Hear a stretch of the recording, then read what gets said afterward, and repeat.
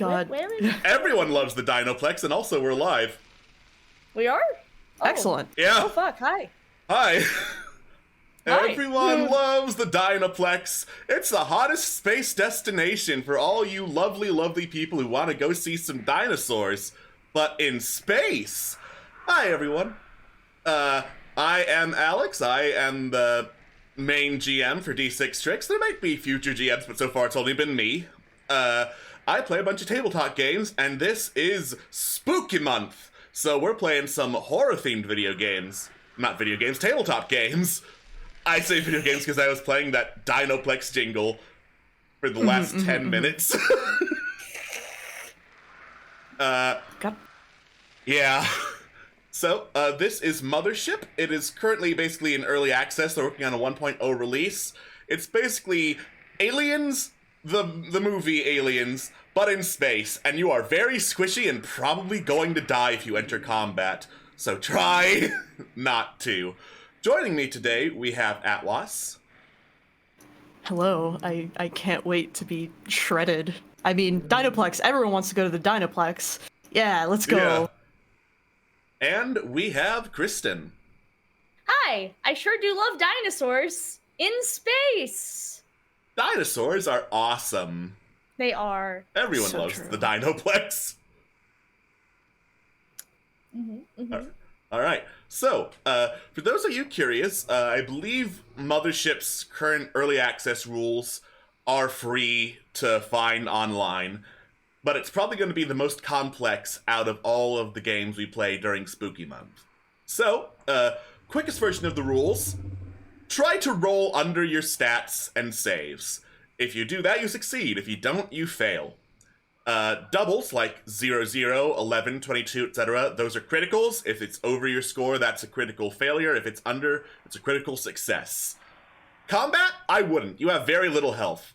I have given the player characters here 2 hits rather than just the standard 1 to give them a little more survivability for the sake of having a stream.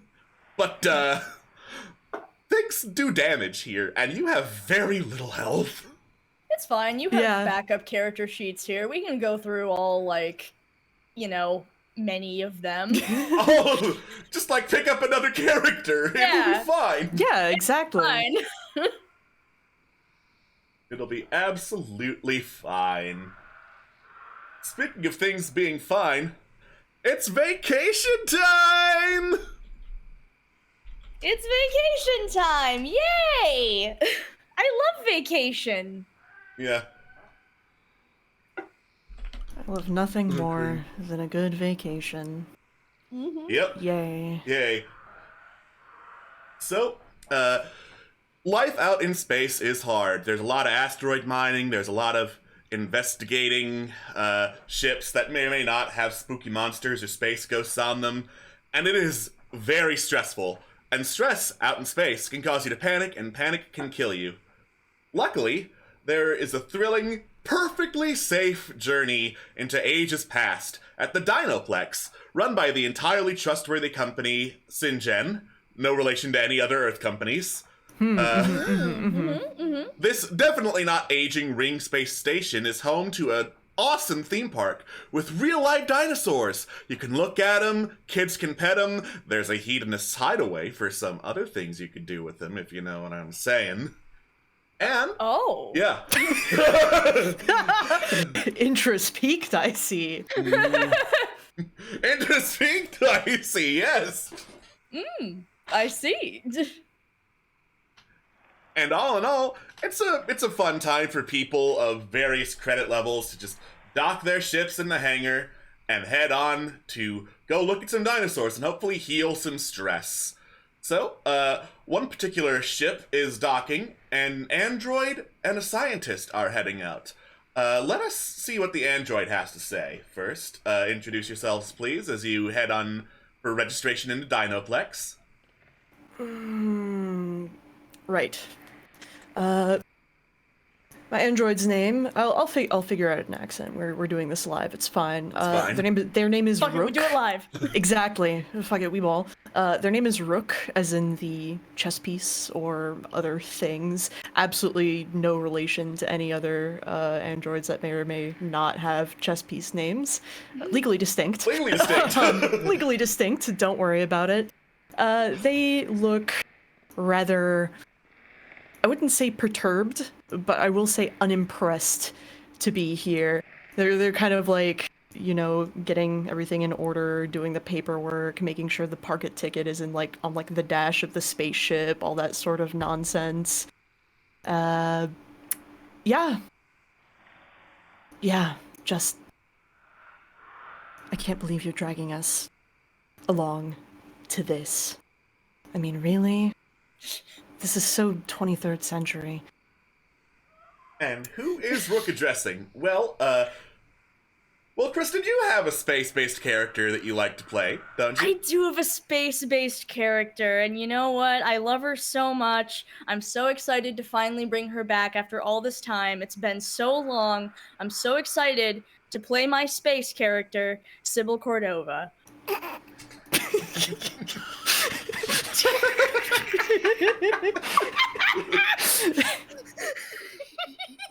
Right, so, Sybil Cordova, scientist aboard this, who's on the spaceship that we're leaving, is, you know, an excitable little ball of energy, loves to spend her days, cutting things up to see what's inside them, you know, cutting things up to see what's inside them, seeing what things explode, other things, making explosives. There are a lot of explosives. You know what? She's just here to have a good time. She's just here to have a good time in space. Oh, come on. History's fun. You know, as long as it has sharp, pointy teeth. Mm-hmm. That's what you said about the last 3 things that had sharp, pointy teeth. We love that for us. We got the blood out eventually. Yeah. Somebody had to do it. So. And you did a great job. Mm-hmm. Thanks. So, have you been here before? Oh yeah, I come here all the time. I came here with my parents, and then with my class, and then with my classmates, and then there was that time my sorority came here. And that was a time really fun, best to not talk about in public places. Just one arched eyebrow. I That didn't private take area is you for the super Greek fun. life, but okay. Yes. So I have been here. Have you not? Brooke just looks at you. Well, that's fine. I know where all the best places to go are. It's okay. Sybil like pulls out the map. Pulls out a map. It is clearly well loved. Like you can tell that this is probably a map from like, you know, a couple of years ago, Oh my God. and it's very heavily folded up. There is absolutely a splotch of dried blood on it. Do not worry about it. There's some, you know, she's like, all right, so I know here's the perfect path we are going to take to make sure we see every dinosaur. We have to start at the velociraptors because they're my favorite. Okay. Is this map annotated? I feel like it's Yes, annotated. absolutely. May I make a suggestion? Yes. Sybil has written down like the name of every dinosaur, not like their species, but like the name that the keepers Yes. call them. Yes, absolutely.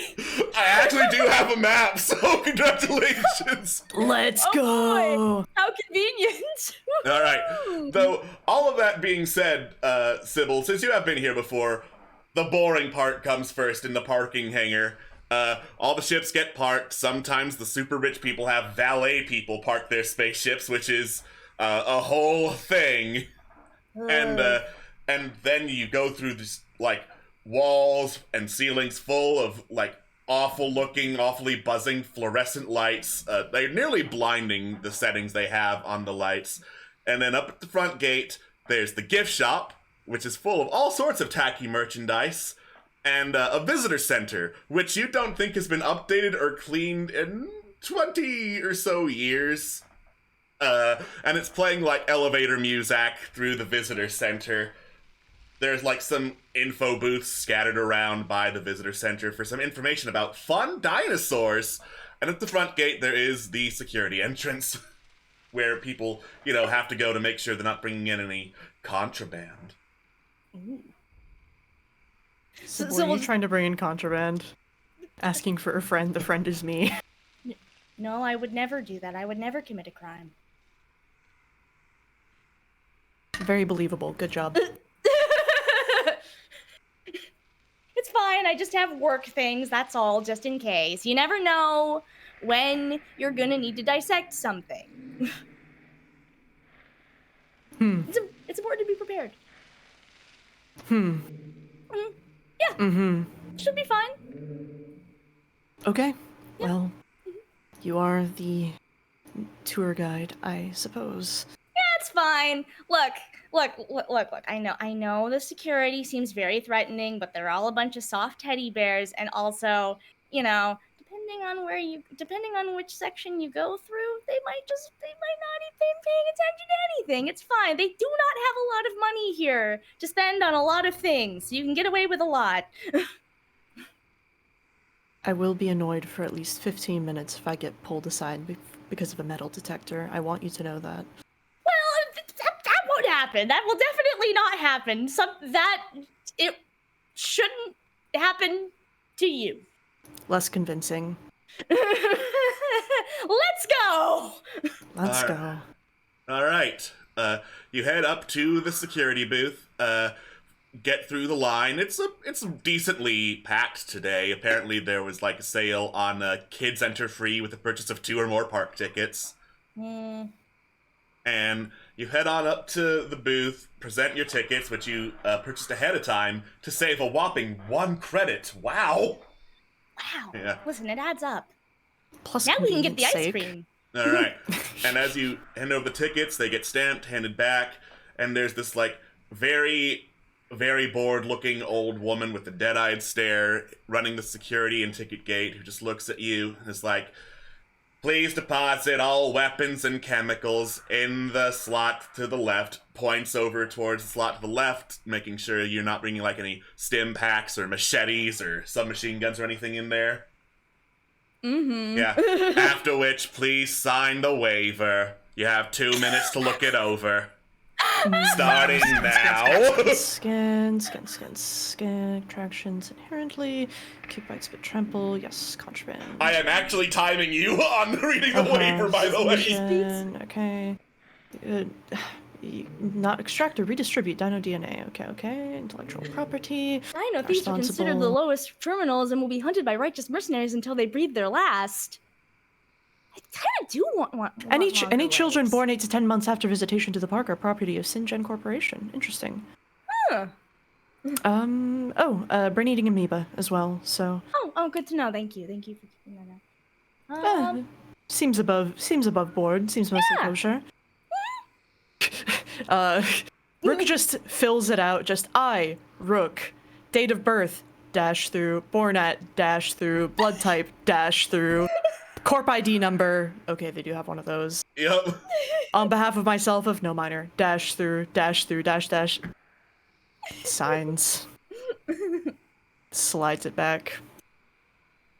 Sybil has already filled it out. She's included a friendly little smiley face on it because she's filled this out every time she's come here. Awesome. 110. Yeah. It legitimately does say you have 2 minutes to read it over, so I just felt it was necessary. Very important. Yeah. Thank you for filling out the waiver. You can walk on through. The old woman waves you through the security gate. It's a decent level of security gate. They have separate checks for androids and for like flesh and blood people. So like if android is detected, they're like, okay, we got a different kind of scanner for you just to make sure the metal detector doesn't get confused. Other than that, it doesn't look like they're like, go into the cargo bay, you stupid fucking synth.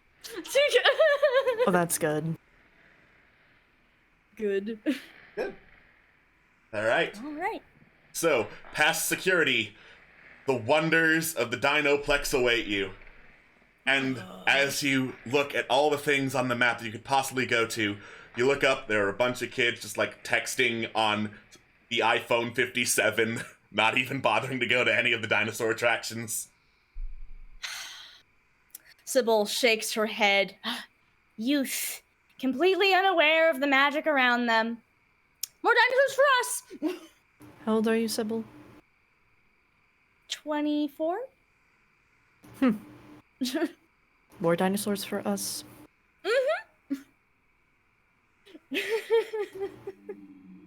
So the waiver did say that dinosaurs murder children for fun. That's true. Sybil, stop. Do you think any of them are distracted enough that they wouldn't notice if we pushed them? No. There are cameras. Blink, blink, blink. Velociraptors. Yes, velociraptors. Let's go. Velociraptors. I have to go say hi to Vinny. All right. So, Sybil, the last time you were here, the Velociraptors were in the gamey grasses area, and I will tell you right now, because this is a one-shot, starting stress in Mothership is normally 2. I have set it to 10. That is very bad. Let's go. So, to reduce that stress, you can engage with attractions to heal 1 stress. Morally dubious indulgences can heal 1d5 with a sanity save. If you fail to save, you gain 1 stress, though, because failing saves get stress. Stress is bad. Anyway, gamey grasses. Whee! Whee! So, gamey grasses being, like, so close to the front is really, really busy, actually. Herds of tourists are, like, scurrying between, like, scant tree lines there are. They're sweating profusely thanks to the artificial weather machine being just a little too hot to be a comfortable grassland. And then plastic safari caps are just, like, swiveling back and forth, going, oh, what's that? Oh, look at that! It's a Brachiosaurus! And it's another Brachiosaurus! And it's another Brachiosaurus! And it's another Brachiosaurus! And it's another... There's a lot of Brachiosauruses all scattered around gamey grasses, gnawing at fake vegetation.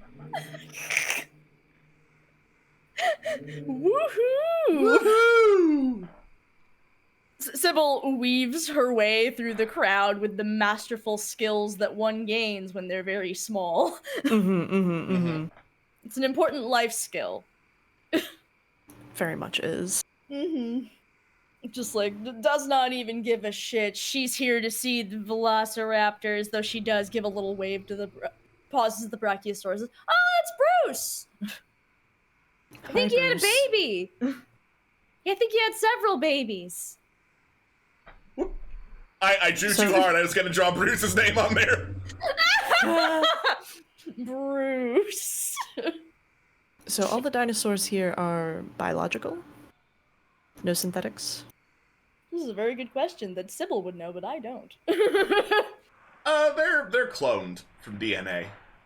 Okay. Ah, yes. The real space Jurassic Park experience. Yeah, they have, like, sets of master DNA that they clone a lot of dinosaurs from. This may or may not be the 7th Bruce this year. So, as you head towards where the Velociraptors are, Sybil, you pass by the Kids Corner, spelled with a K. Of course. There are a couple of signs for attractions at the Kids Corner. There is the Dino Rodeo, the Petting Zoo, and Make Your Own Fossil. Sybil seems to briefly consider, and then she's like, do you want to Which pet one? a dinosaur? Rook looks down at Sybil, sees how excited she is. Yes. Yes! Alrighty. Yeah. You head over to the Kids Corner and the Dino Rodeo. They've got live bucking triceratops there for any kids or smaller, older buckaroos to go ride. With a disclaimer at the side, note, broken in and drugged only for 8 and under.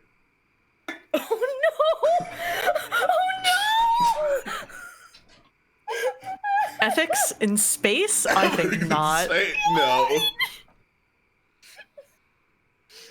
Oh God. Sybil like, oh yeah, I wrote a couple of those with some friends in I want to say 2nd grade. Cody Whittam fell and got his arm broke, but he's fine now. Oh, that's good. Petting zoo. Petting zoo. All right. Petting zoo. The petting zoo has a bunch of like cute little baby dinosaurs, some freshly hatched ones poking out of eggs, going "Wah, wah," confused Oh my at the God. world as a bunch of very sweaty children poke and prod at teeth and eyes. Oh my God. There's a I'm gonna special lose my exhibit Jurassic Park today. There's a special exhibit today at the petting zoo, actually, with a sign put up next to a man in a very bulky, very smelly T-Rex costume, and the sign reads, "Explore inside a T-Rex's mouth." Oh God, that sounds terrible. That sounds like a terrible time. That sounds awful. Is that not part of the experience? Oh God. You can hear the dude in the T-Rex mascot suit say, "Come on down, T-Rex is asleep. Give him a little bit of pet. I am definite Tony. Tony says he's okay." Oh, Sybil gives like a pitying shake of her head. Fools thinking they should go for the lesser attractions here at the Dino Fun Play.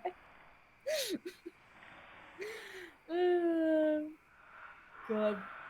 I am not going to get in the strange T-Rex man's mouth. Yeah, it's not my mouth.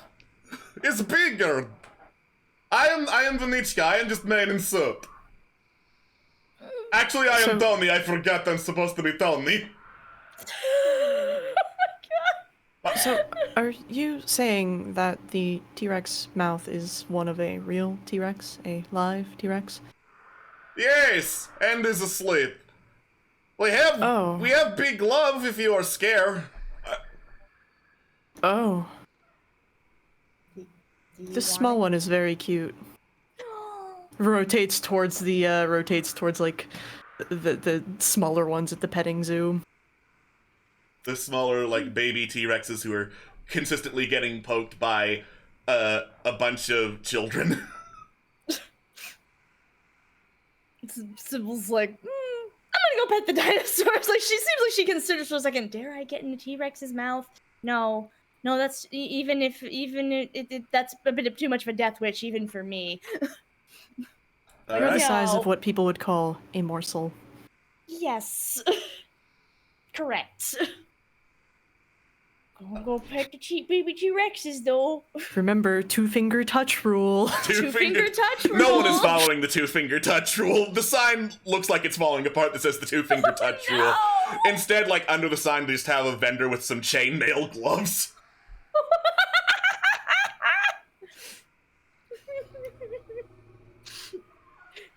Sybil's gonna pet a dinosaur. All right. Let's go. Rook as well. We'll pet a dinosaur. Do you want Hooray. chainmail gloves? Are they No. extra? Yes. How much extra?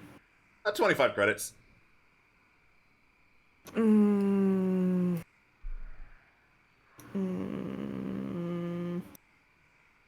No. All right. Not worth it. We risk. The map pin has rolled, I guess. Good for the map pin, I guess. The map pin says 8. The map pin 8. says 8, which means you're gonna get 8. So I'm just gonna flip a coin real quick, but secretly this time. Okay. Okay. All right. So, Rook, as you reach out and look at one of the baby velociraptors, it hisses and then chomp! It just bites on and latches onto your finger.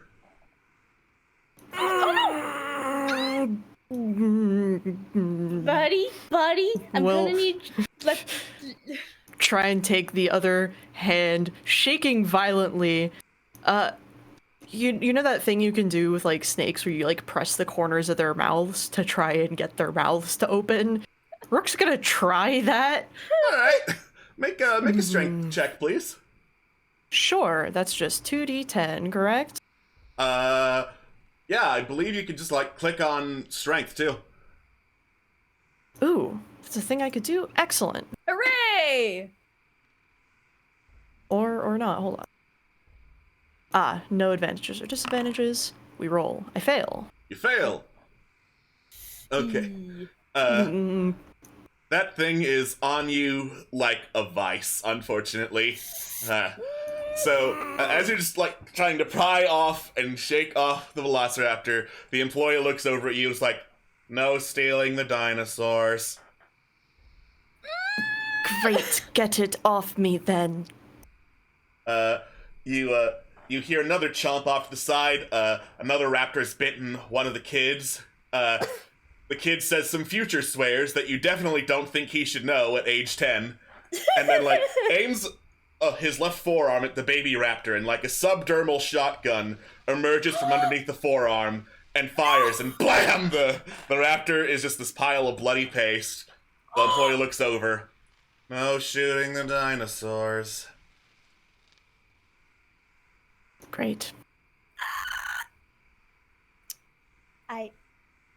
I'm gonna try to remove dinosaur, but I'm gonna say that because I, for one thing, have come to this park a bunch, and two, I am trained in biology. I know where to pat dinosaur to get it to release friend's finger. Skill bonus? All right. Skill bonus. Skill bonus. That's going to be intellect. Add your skill bonus to that. Put 10 in the modifier circle that's next to intellect, I believe. Oh, okay, gotcha. Oh, all right, cool. Plus 10. So let's find out if this works. No disadvantages. Damn. Oh no. Such is life. Such is life. Oh. Yeah.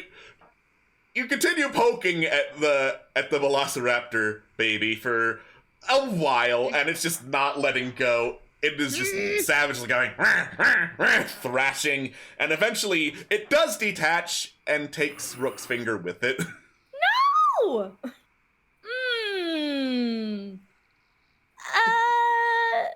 Rook, like, looks at their hand, missing a middle finger now. I liked that one. That one was very useful. I'm so we'll get you a new one. Yes. He looks pointedly at Sybil. I will get you a new one. Well, at least it was not your finger. Yeah, it's fine. I probably could have. Sybil seems a little like, she's like, oh no.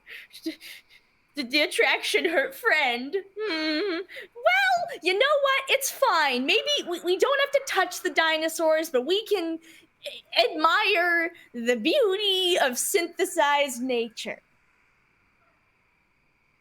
I will take your word for it. Yes! It's gonna be great.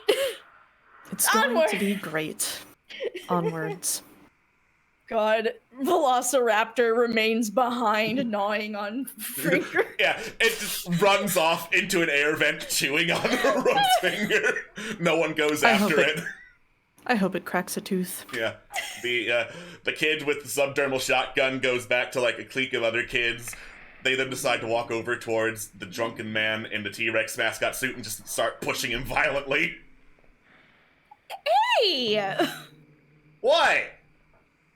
Leave him alone! He's just working! He's a dinosaur, right? He's here for our entertainment, bitch!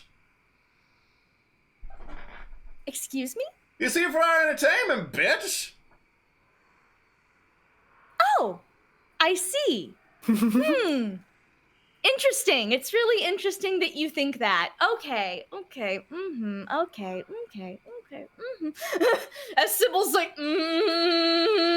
how do I threaten child? Sybil, what are you thinking? I'm thinking. You know what? Where are your parents? Welcome. I mean, fair, but look, he's here for your entertainment. That's true. That is his job. But consider, what if you were in his position? I think you would probably be in a lot of pain, and maybe you should not do this. Make an intellect check to try and convince these kids to leave the drunk man alone. Biology will not help you here, so unless you have another skill, No, it that's will no not. mod.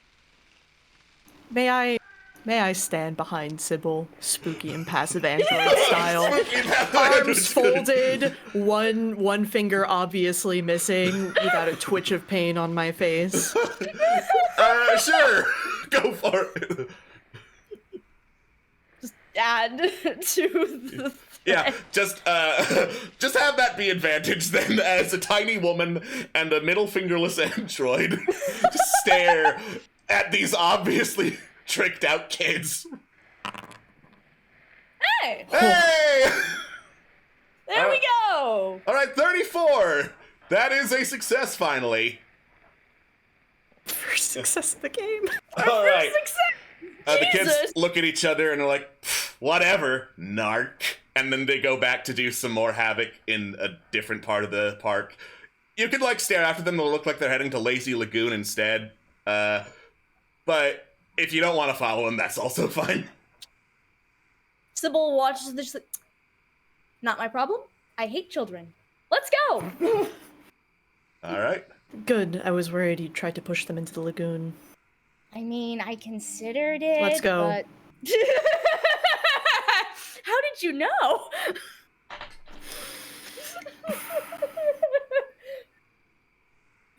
All You must right. introduce me to the next dinosaurs, please. Yes, the next dinosaurs, which will be behind, will be in their exhibit, and we won't touch them. So, let's just go look at the regular velociraptors, the big ones.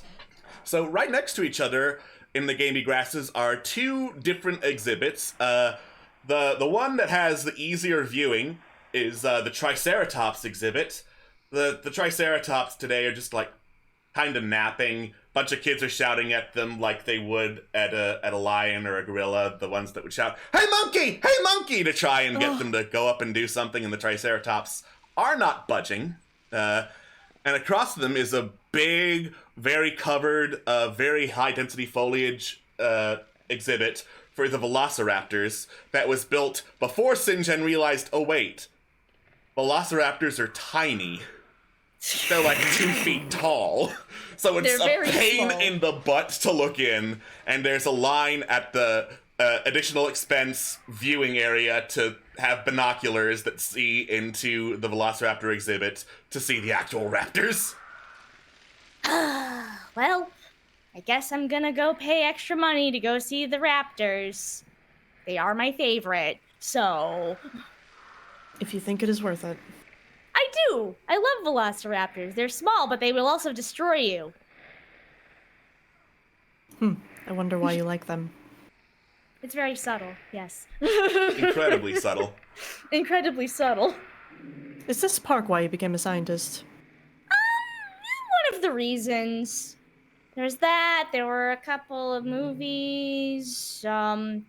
Also, we dissected something in biology class, and I thought it was pretty. There's a number of reasons, but this is one of them, yes. I thought, actually, there was a while I thought maybe I'd be one of the scientists that helped clone stuff at this park, but then I found out they do not get paid a lot, and we live in a society.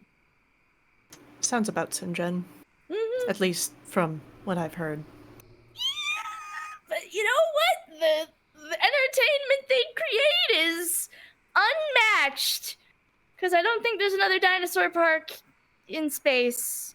So unmatched. Let's get those binoculars. All right, it's like a 20-minute wait, but eventually you get those binoculars and you stare out into the vast expanse of the Velociraptor exhibit, and finally, just chasing each other around in one big circle, you see some Velociraptors. Oh my god, they're so cute. Look at them. Just sort of does a lean forward, peers out. didn't offers think binoculars. they had feathers. Yeah, takes the binoculars. I didn't know that they had feathers. You know, eventually they all became birds. Well, okay, an amount of them became birds. Back in the olden days, some people complained that the feathers made them look lame, but I strongly disagree. Clearly, those people have never encountered, you know, birds. Because if they did, you would know. The pursuing raptor in the circle chase catches up and tackles the other one and starts, like, biting at its head, trying to eat it.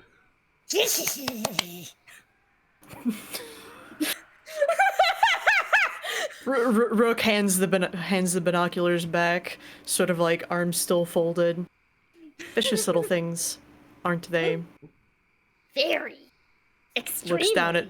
Looks down at Sybil, shrugs. All right.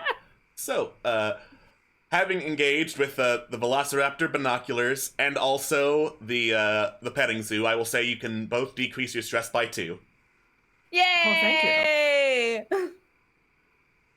We did it! We did it!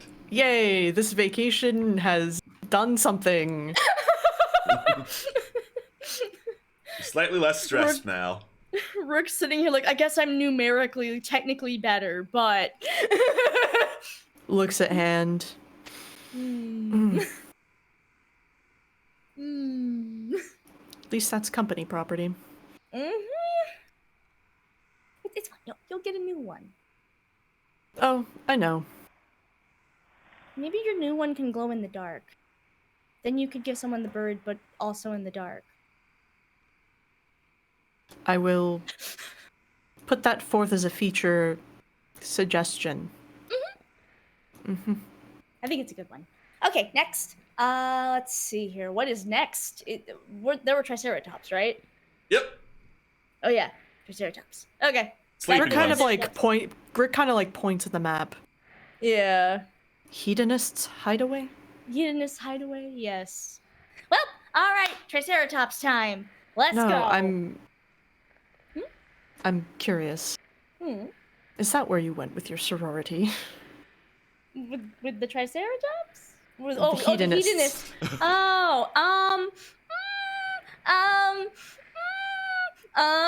check out the Triceratops. Now I am interested. Rook Okay. starts walking. I'm very interested in the Triceratops. The Triceratops are still sleeping. Look at them. One like gives like a big old snore. Majestic. Right. Rook starts walking in the direction of the hedonist hideaway. Okay. They are curious. All right. Oh. Hey there, explorers! What the fuck? Tony the T-Rex here! Are you having a safe day at the Dinoplex? Of course you are! Do you want to know a trick to stay extra safe? All you need to know is dinosaur! D-I-N-O-S-A-U-R, that is. It's that easy. D is for don't move, so they can't see you. I is for inhale, in case you get swallowed whole. N is for non-disclosure, to keep all of us safe. O is for original, because you should always be yourself.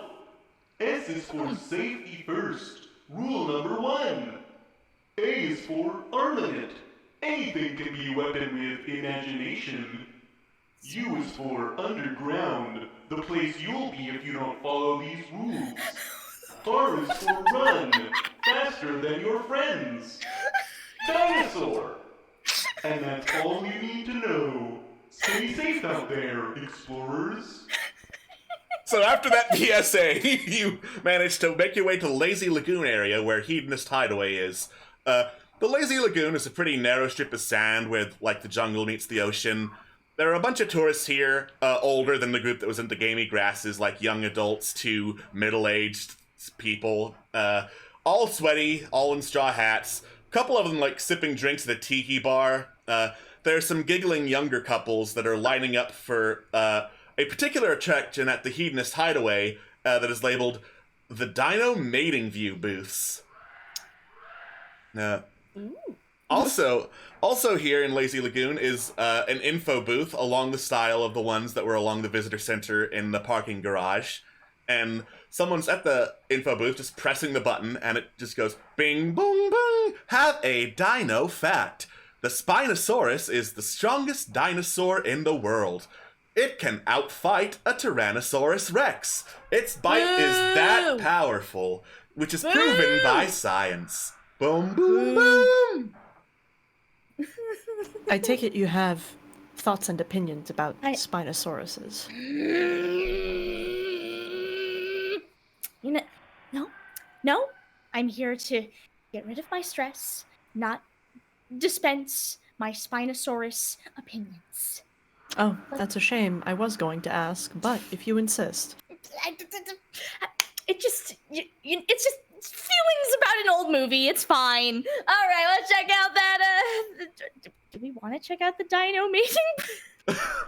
I don't know. Do we? Yeah, there are 3 main exhibits at Hedonist's Hideaway. There is a firing range, there are the dino mating viewing booths, and there's the Jurassic Arena. The Jurassic Arena? The Jurassic Arena. There's a show coming up, and the marquee says T-Rex versus Spinosaurus.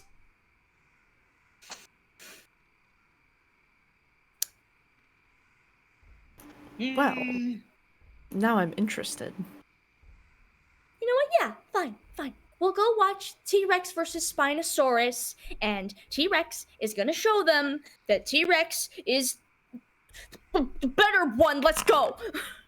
Did they even live during the same time period? Absolutely not. All right.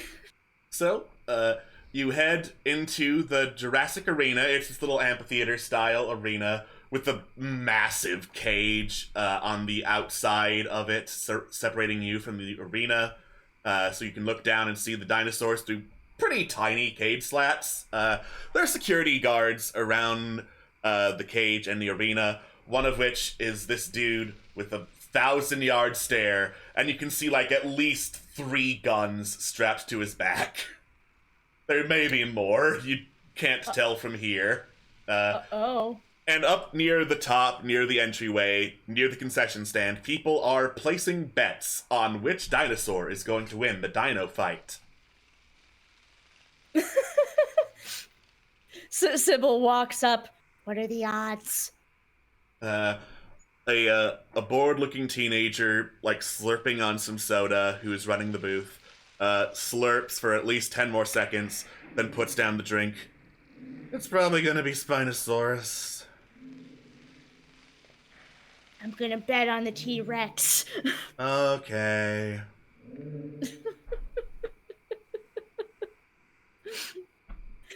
Sybil, like, slaps down some credits. All right. We've been here before. How many times has the Spinosaurus won, Sybil?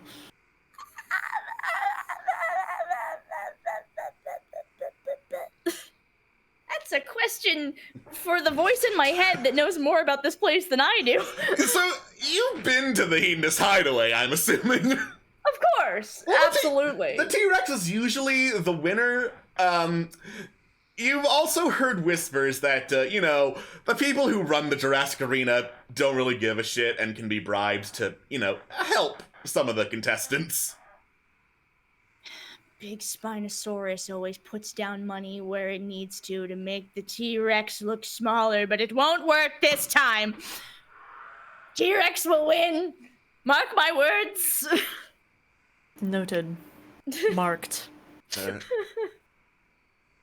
All right, so credits are put down. Popcorn is attained. Yes. Bottled water, which is a disgusting shade of gray because this is the future, is attained. And oh man, do they do that shitty thing where they give you the bottle but without the cap? Oh yeah. Oh fuck. Cap Sounds costs about extra. Right. It's not for environmental reasons, it just costs extra. Mm-hmm. Is So that you a can't thing? keep refilling it. Yep. Yeah. Oh, I see. Yeah. I didn't know. Yeah. I've never encountered this. It's shitty. Usually happens, at least in my experience, at like concerts and like music venues and shit. But yeah. Well, that's why I wouldn't know. All right. So, you head in, take your seats. The match begins. Ladies and gentlemen, the Battle of Titans. In this, edge of a circle, but's not a corner. The mighty Spinosaurus! A gate opens. Whoa! There's silence. Spinosaurus peeks its head out, sniffs at the air. You can hear some electrical prods. The Spinosaurus hisses, walks out, roars back at the entry gate that slams shut behind it. It looks pretty big and like pretty skinny and scrawny. Not really a fighter. And then this. Sorry, go ahead. Could have just said quadrant, but okay. Quadrant. And in the other part of the circle, the king of the lizards. That's definitely a lizard and not a bird, because the info booth says so. Sponsored by Citizen Gen. Tyrannosaurus Rex! Another gate opens. A very sleepy-looking Tyrannosaurus Rex, waddles out on unsteady footing, looking side to side, weakly roars, just kind of takes another step, trips, and stumbles over himself.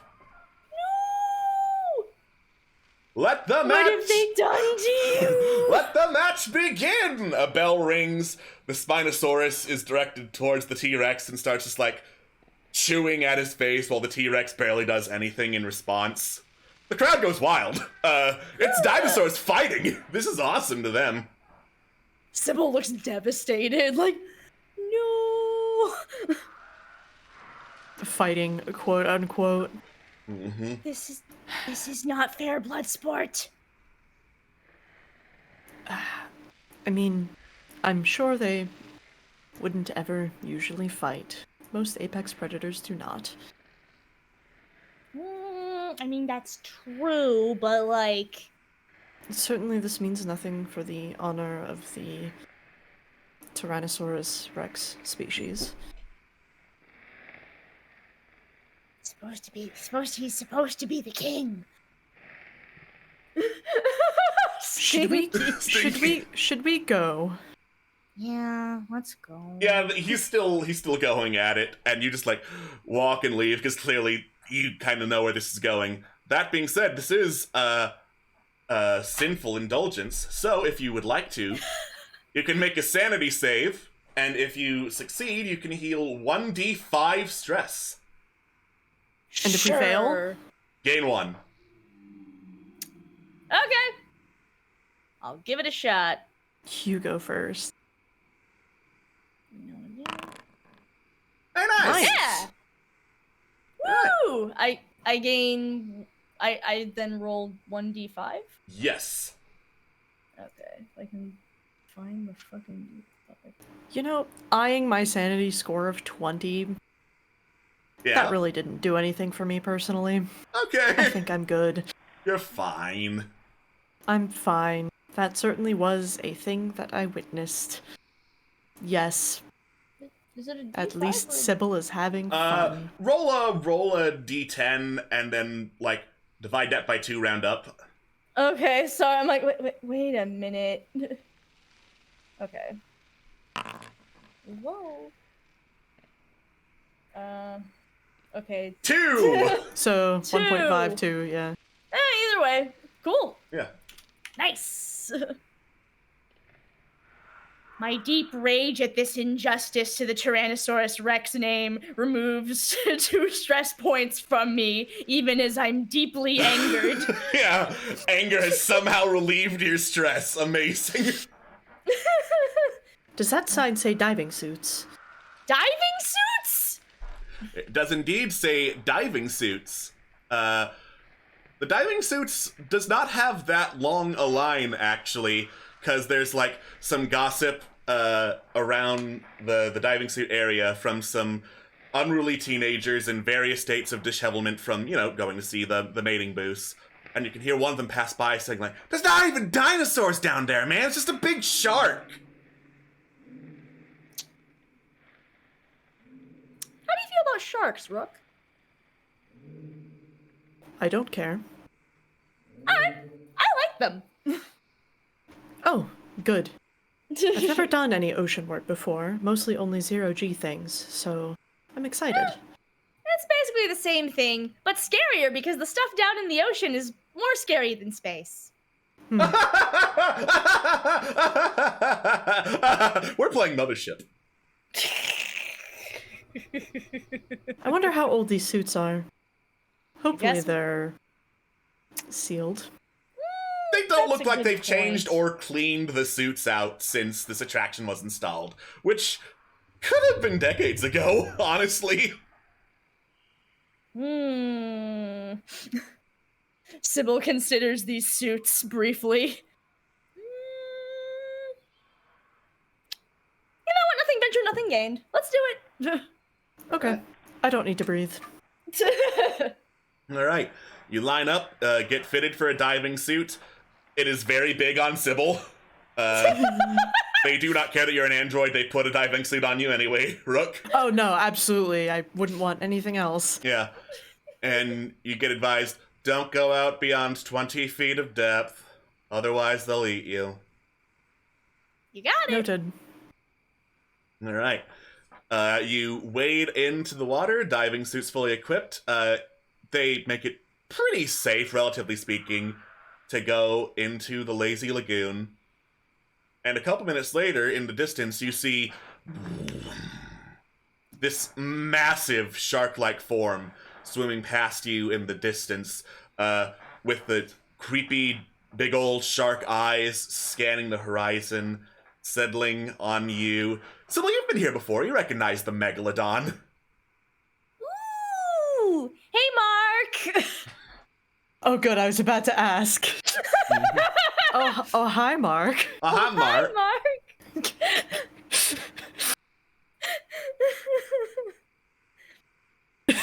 Mark. Thank you. It's important to me. No, it's important to me too, thank you. Oh no, you didn't name the Triceratops and the raptor. Oh no. Okay, the raptor is named okay, so his name is Rex, which is very confusing because there's also a T-Rex, but they were trying to like build up his like, you know, emotional self-esteem by naming him Rex. Right.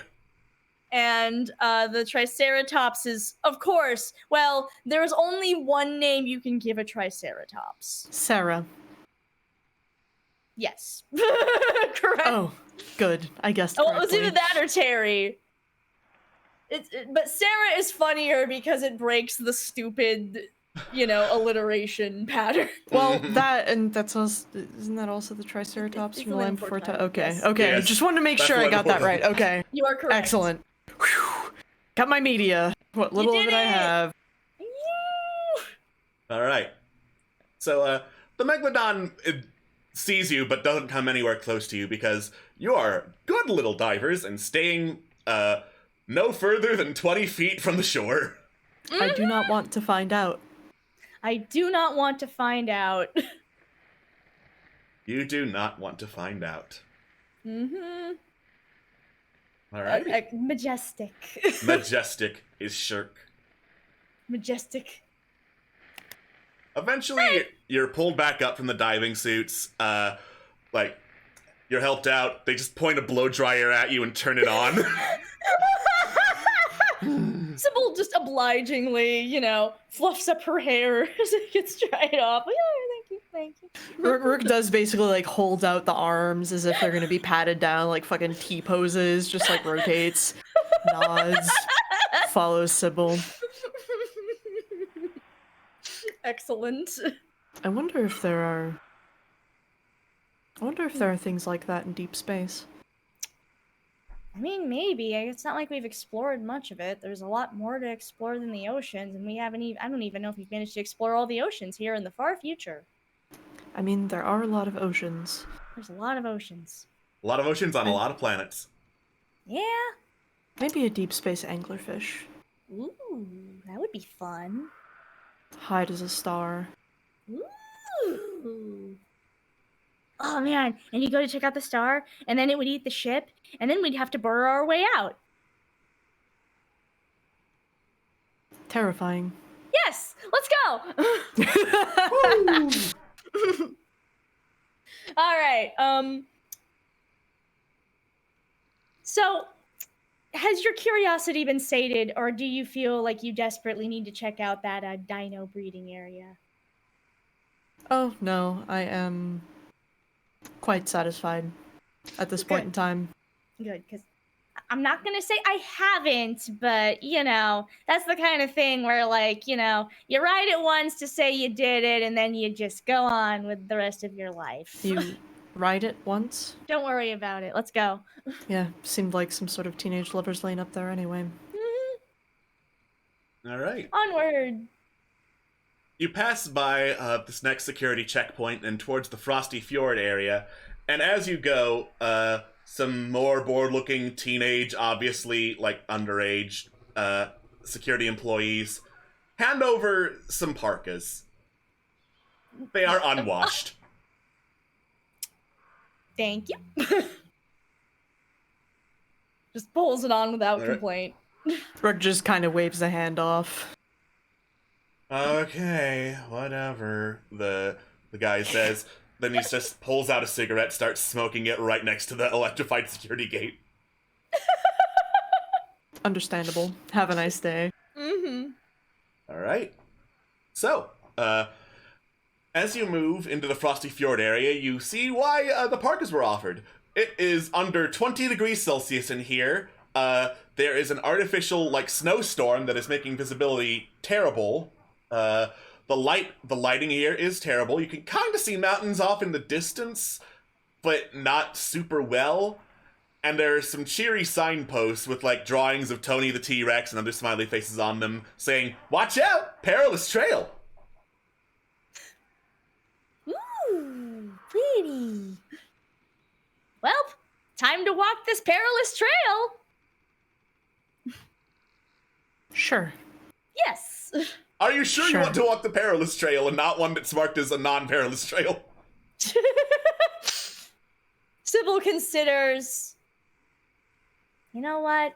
I like not breaking my ankle. Let's go on the not perilous trail. Yeah. If you insist. You I find thought there was only one perilous trail. there's that was multiple it. perilous trails. Ah, of course.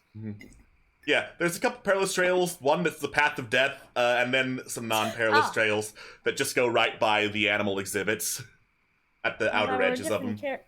If I were a different character, I might consider the path of death, but fortunately, Are you sure Sybil Cordova would not consider the path of death? Sybil Cordova would be more willing to do the path of death than Jericho Nova. Okay. There are no barns here. There are no barns here. We already got past the petting zoo, and that's the most likely place where a barn would be. So I'm home free. Are you You're sure? home free. Yes. All right. As a As the barn person who looms. lost a finger, I will veto.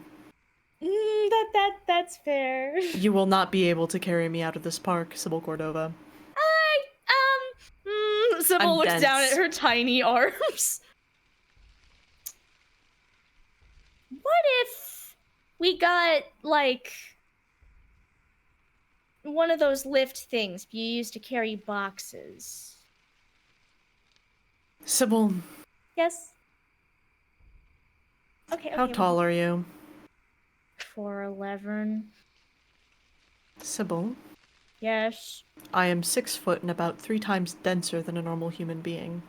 Yeah.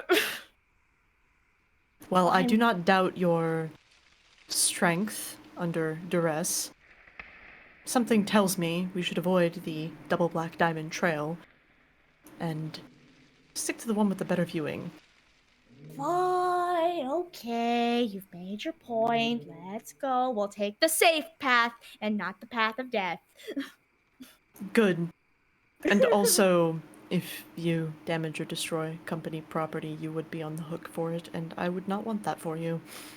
That's fair. It's a very fair point. All right, let's go. I'm- I'm a bit of an expensive date, Sybil, I'm sorry. That's fair. It's okay. You're a wonderful date. That's all that matters. All right. All right.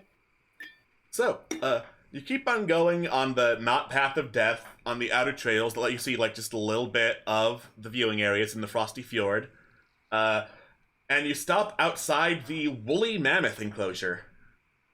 Ooh. Floofy.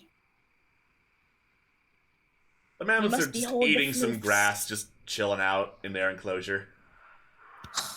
Look at them. Majestic. Yes. Weren't these the ones that were cloned first? Something about using elephants as surrogates or something like that. Yes. Elephants as surrogates, and they actually found some preserved DNA in somewhere. This was a very long time ago, but yes. Can confirm these were the first ones. Would that be 18th, 19th century, something like that? Yeah, something like that. Huh. Yeah. And I think they also tend to last a little longer than most. Like, I think Manny over there might actually be the second Manny that I saw at, like, age 8. They're sturdy. I wonder if they could be, or maybe they were domesticated at some point. Ooh. That would be interesting. That would be a hell of a pet. It would be a hell of a pet. Sybil deeply contemplates the notion of a woolly mammoth pet. Yeah, but where would you keep it? Like, you would need, like, a range for it. You would have to have, like, a farm for them. And proper climate. And a proper climate, yes. So, like, an ice farm. Where they grow ice and have mammoths. I don't think Europa would be suitable, unfortunately. Still, it is an idea. All I'm saying is, if more things happen and we end up owing money to this park, maybe we can pitch a business venture. I mean, maybe. I will say, owning property in this economy. That's true. Space capitalism. Space capitalism. All right, mammoth's good. Bye, Manny. Good seeing you. All right. There is only one other exhibit along the safe-ish trail on the Frosty Fjord, and this one is the saber-toothed tiger exhibit. And these saber-toothed tigers are lounging on some rocks, and one of them, the biggest alpha female of the group, is just kind of tracking passers-by with her eyes, like kind of stalking them, looking like she would be ready to pounce if it weren't for the cage around her. Oh, I love her so much already. I love her. We have no choice but to stan a queen. Absolutely. Ooh. Sybil, admires from a distance. But not too close, because she remembers that time the cage was, a little loose. Caused a little bit of a scare. Mm-hmm. They say a foot of acrylic is enough to keep most things in, but... Most things. Most things. Indeed. I'm happy to admire from a distance. Man, what a legend. What's her name? Okay, well, so the alpha is, hang on, I was trying to think of a name. Can I make a suggestion? Yes. So, this is couched a little bit in real life. So at the Phoenix Zoo, we have painted dogs, and there are 3 of them, and they're named the Spice Girls because their names are Ginger, Cinnamon, and Pepper. That's so good! So, Ginger. Ginger.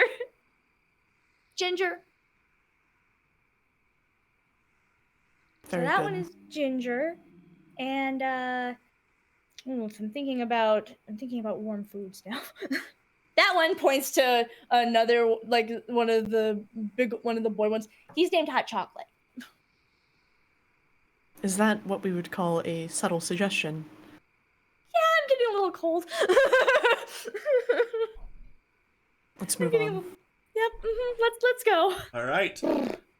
You head out of the Frosty Fjord, turning in parkas as you go, and head through the security area towards the Misty Mire when another PA announcement comes on.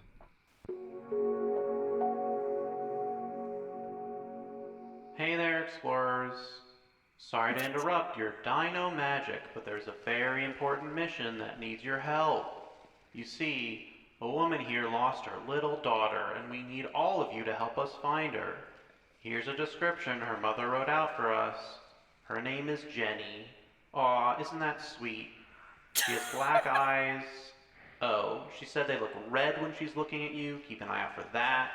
She weighs 25 kilograms. She's 220 centimeters tall. She's equipped with a mood-sensitive personal security system. And she likes ponies. Keep your eyes peeled for Jenny, explorers.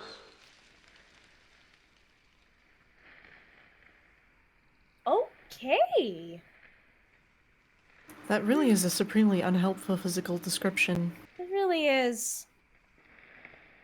A mood-sensitive security system. Actually, is something like that, would that be generally something that's visible on a person, or no? Generally, that's something that's subdermal. Okay. Supremely unhelpful. Is there anything pony-esque at this dinosaur place? No. Of course Like, the not. closest thing is a woolly mammoth.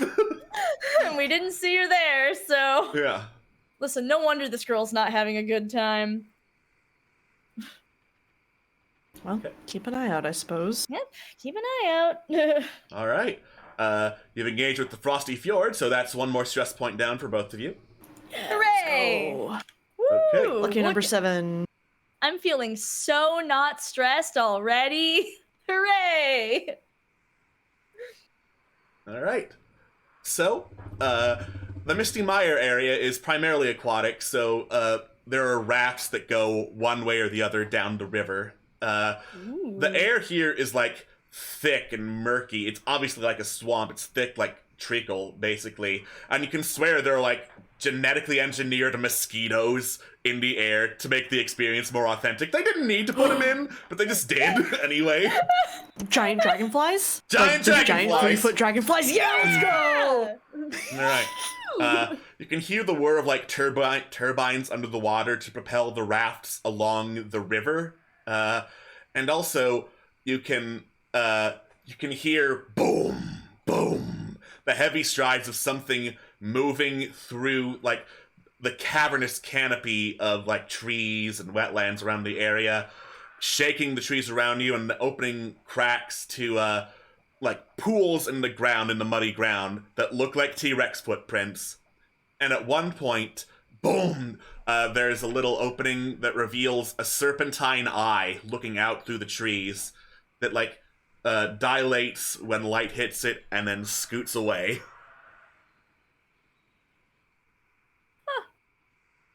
Is the T-Rex usually in this area? T-Rex is usually in the Misty Mire, yes. Okay, just making sure. Yeah, yeah. This is where the T-Rex and the Titanoboa are. Ah, okay. Sybil waves cheerfully. As I try to think of a name for the T-Rex. I was about to ask. What's a good name for a king man?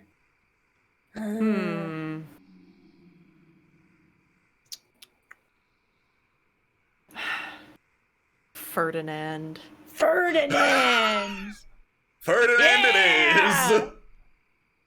Catch me Ferdinand! flipping through my mental list of monarchs. Hey, Ferdinand! Wave. That was the Titanoboa. Oh. Whoops. The Titanoboa. Whoopsies. That's fine. Okay. They can be He can named be- Ferdinand too. Yeah. Yeah. No, I'll scroll through my next mental list of monarchs. The Titanoboa can be George. Okay. George. He's good. He's a good boy. Hey, George. Hello. Wave. Can't believe I got them mixed up. Am I even a real dinosaur fan? Hashtag fake dino fan. I can't even believe. Alright. So one of the main stops for the raft as it moves along, like, the thick, moving, but kind of slowly river, is the Cretaceous Cafe. They have food there for if you get hungry. And there's also a little placard outside saying tickets for the hunter-gatherer experience available here. So speaking, I know I mentioned the hot chocolate, and we are now in a hot place, and I know you don't really eat, but I would like to. Oh, if right. that You is- need food. I do. Yes, that is a thing that humans need. So, Sure. okay, let's do it. All right. You hop off the raft into the Cretaceous Cafe. Menu is kind of limited. They have a prefix tasting menu, and then for everyone else, they have dodo burgers. The dodo burgers, though, are on sale. Ooh, dodo burger. Okay, I'll try that. All right. It's 5 credits for a dodo burger, and Okay. delicious dodo, just like Mom used to make. Yeah, just like Mom used to make.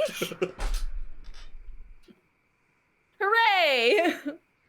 It's theme park food. Doesn't taste great, but Yep, it is what it is. Passable. passable. Triple munched it. Ah, it tastes just as adequate as I remember.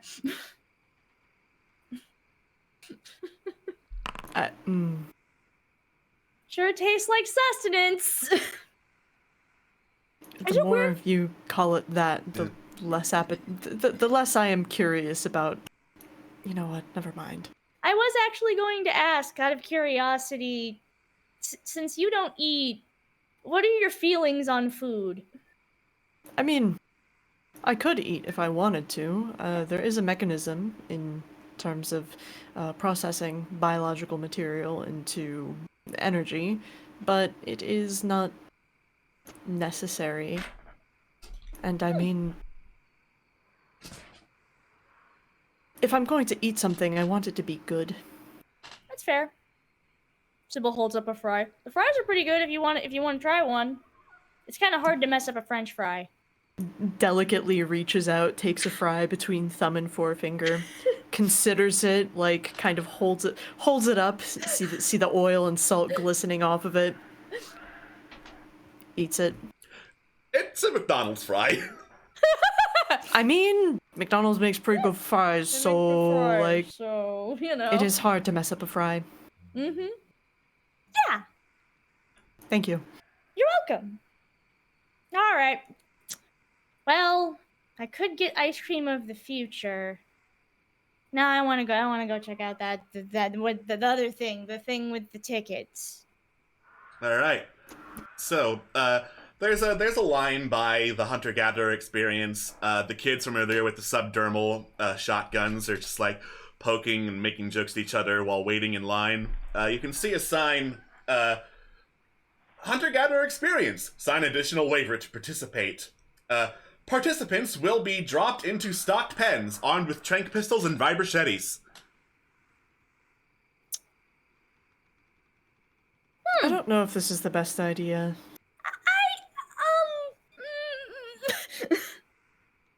Sybil is torn between the knowledge that she knows for a fact that, she spends a lot of her days in a lab slicing things open, but I could live, I could be cool. No, no.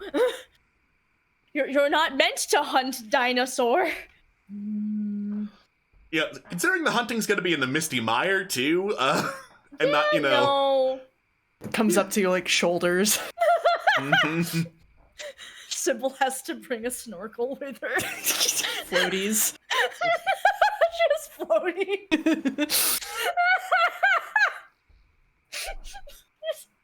Okay, but she's stuck in like these floaties with like a stupid snorkel, and then she's got like a machete like clutched in one hand that's floating over the water. Oh my god. The more mental image you provide, the more I'm convinced that this is not a good idea. Yeah, actually, the more I think about it, the less cool it sounds. Let's not! Sounds good. We have yet to pick up more muscle since last mission, anyway. Yeah. Yeah, Really, you're kind of on a skeleton crew now. yeah, I really hope they hire some muscle soon. Could really use that. Sure hope nothing happens on this trip where we'll wish we had muscle of any sort. All right, let's check out. Let's go meet Ferdinand. It's time to meet Ferdinand. The boa, okay. All right. Or George the boa. George is Sorry, the I boa. got George them. is the boa. Okay, George the. Okay, George is the boa. Ferdinand T-Rex. Gotcha. Yes. All right. Yes. No one wanted to bother making like a cage in the middle of the Misty Mire, so they just put barriers around the river and are like, Ferdinand and George are somewhere around here. So you head back onto the rafts, looking out for Ferdinand the T-Rex. I'm just gonna roll to see if he's there. Roll for Ferdinand. Oh my god, Ferdinand's there! He's like in clear view just as you get to the lockers! Sybil's so fucking excited. She's like jumping up. It's him! I don't get to see him every time, but this time Ferdinand is here. Behold! She's so fucking excited. You know, snaps pictures with her space phone, takes a little, like, you know, proceeds to take a selfie with the dinosaur in the background.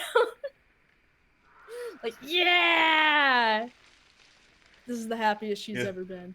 Space selfie. Let's go. Space selfie. All right. Excellent. You have seen Ferdinand. He You is have a seen beautiful. Ferdinand. That is one less stress. Hooray! I love having one less stress. All right. So, the raft has come to a stop in the Vile Volcano, the furthest area of the park. As you disembark the raft, the PA system comes online once again. Yeah. What do you expect? They never pay out. Fucking... What's his name? Glasses guy? 8 HR violations guy? A couple years ago. Trans lumbar dismemberment. That's corporate for totally fucked. What do you get? A few thousand credits for user error? We all knew not to get near that cage, but he couldn't help showing off to the new hires. Sorry, bastard. What? Shit.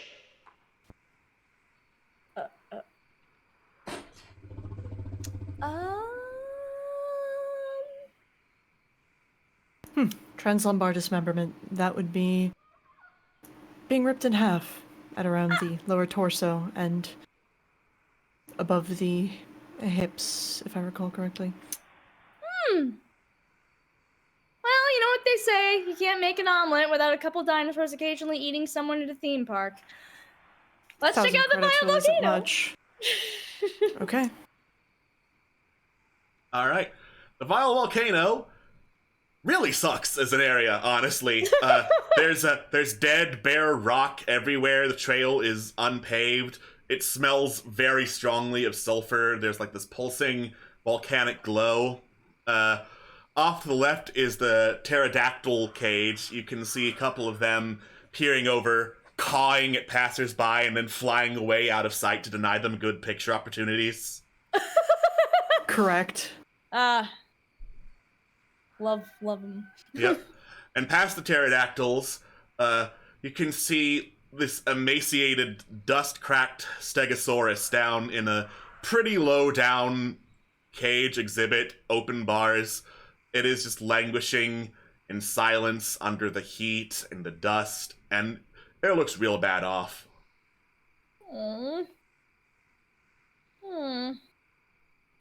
This is a lot more disappointing than I remember. How long ago were you last here? Like I said, sorority. So about, I want to say it was about 5 years ago. We were pretty drunk. So, you know, like you do. But, you know, Sure. let's... As you know. Mm-hmm. Yes, as one knows. As one knows. Extinction event. Extinction event? Extinction event. Yes, on the map. Ah, yes. The Extinction event. the Extinction Extravaganza Center down here, past the pterodactyl and stegosaur. Do they have names before we go there? Okay, so the pterodactyl... I'm gonna name him Ari. All right. The Stegosaurus is Steve. I don't make the rules. You're just objectively correct. It must be done. Yes, vital. All right. So, the Extinction Extravaganza crater, not center rather, is one of the hit shows here in Dinoplex, and the show is actually about to start. There's a crowd all gathered, looking out over a pretty big crater where there are some more sickly-looking stegosaurs. There's a brachiosaurus, triceratops, a couple raptors down there. And there's a countdown timer that is displayed on a huge jumbotron aboard the bleacher seats. As you pack in for a seat, you notice that next to you, someone has left a plastic dinosaur bone, still with like the gift shop card on it, beneath the seats you chose. You can like donk your feet against it as you sit down. I'm gonna pick it up. All right, you pick it up. It feels you've been to the Dinoplex before. You know what the plastic dinosaur bones are like. This one feels a little bit too heavy to be one of those dinosaur bones. Can I would like to try to figure out if it is in fact plastic or if it's maybe an real bone. Make a biology check, which is intelligence. So add 10 to intellect. Yep. Boop boop boop. I hit the button. Oh, I did not hit the button. You did not hit the button. Okay. Yeah. Nice. The outer shell is plastic. You can tell that, and it's not a real bone. But from like poking around on it, you can tell that it's hollow, actually. That's So weird. it's hollow, and there's something inside it that's making it heavier than usual. You said there was a gift card or something attached to it? Yeah, like the gift tag, little price tag Oh, on okay. it. Glance at gift tag just to see if it says anything weird. It reads, like there's a handwritten note beyond the price tag that reads, "To chew." CHU, chew. Okay. I think there's something in this. Are there any seams? Can you unscrew it? Good question. Oh, with a success, I'll say yeah. You, like pull at the gift tag. It like click opens up a little compartment. You push it aside and look inside. It is filled with a white powder that you recognize from time and space doing, space activities as cocaine 2.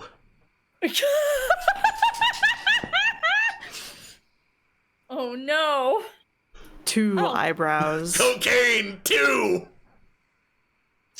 Sybil like visibly recoils. She's like,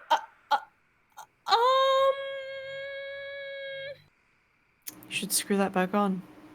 yes. Rourke is like facing, like deadpan, like facing forward. You should close that. Closes it, puts it back under the seat. You pretend you did not see the cocaine 2. I do not see it. All right. What is the saying? Not my circus, not my monkeys. Not my problem. We're here to relax. You're here to relax, you're here to have a good time, and it's almost time for the extinction event, too. All right. Oh boy. The countdown reaches 0. There's a loud buzz, and then, like, a hatch opens in the ceiling of the ring station, and from it slowly drops this, like, orb-shaped, glowing ball of fire that blazes red and then white. It is a artificial white phosphorus meteor, basically. Oh. Some of the dinosaurs look up, see the light, bellow in shock and surprise. A couple of the ones that aren't super sickly try to move. There doesn't look to be a way out of the crater for them, unfortunately. And the payload reaches the bottom and explodes. Boom! This fiery flash engulfs the crater. And then there's some cracking on the glass near the cage that separates you. the cage itself starts heating up, and then BAM! Bits of metal shatter and start flying everywhere. The phosphorus leaps over the sides of the crater into some of the walls of the station. Electrical sparks echo out, an alarm starts blaring, and as people are looking around wondering, what happened? The ceiling crashes in, and a pterodactyl is on top of the extinction event arena, looking in, screeching, and starts tearing apart the metal, trying to get in. Okay, it is time to leave! It is time to leave. It's time to leave! Alright. You book it out of the arena, along with other screaming citizens. Pterodactyls are swarming, flying everywhere, back and forth. One of them picks up a young child and just flies away with her. And perhaps more pressingly than a bunch of flying dinosaurs, the earth around you in the volcano area is quaking and shattering, and some of it is just like falling into the void beneath you. Oh, good! Awesome!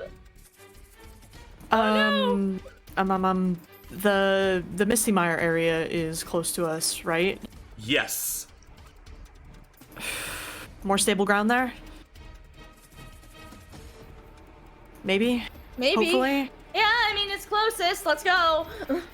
Alright, make a speed check to avoid, getting caught up in falling ground and pterodactyls. Excellent. I am good at speed. I am not. Me either. Uh-oh. Rip. Yeah, we fail. Let's go. Yeah. Alright. You run as fast as you can, but crack, one of the pillars you're on falls beneath you. You make a leap for it and get onto more stable ground, like clinging to the edge, pulling yourself up as the rest of the ground falls beneath you with some screaming tourists behind you.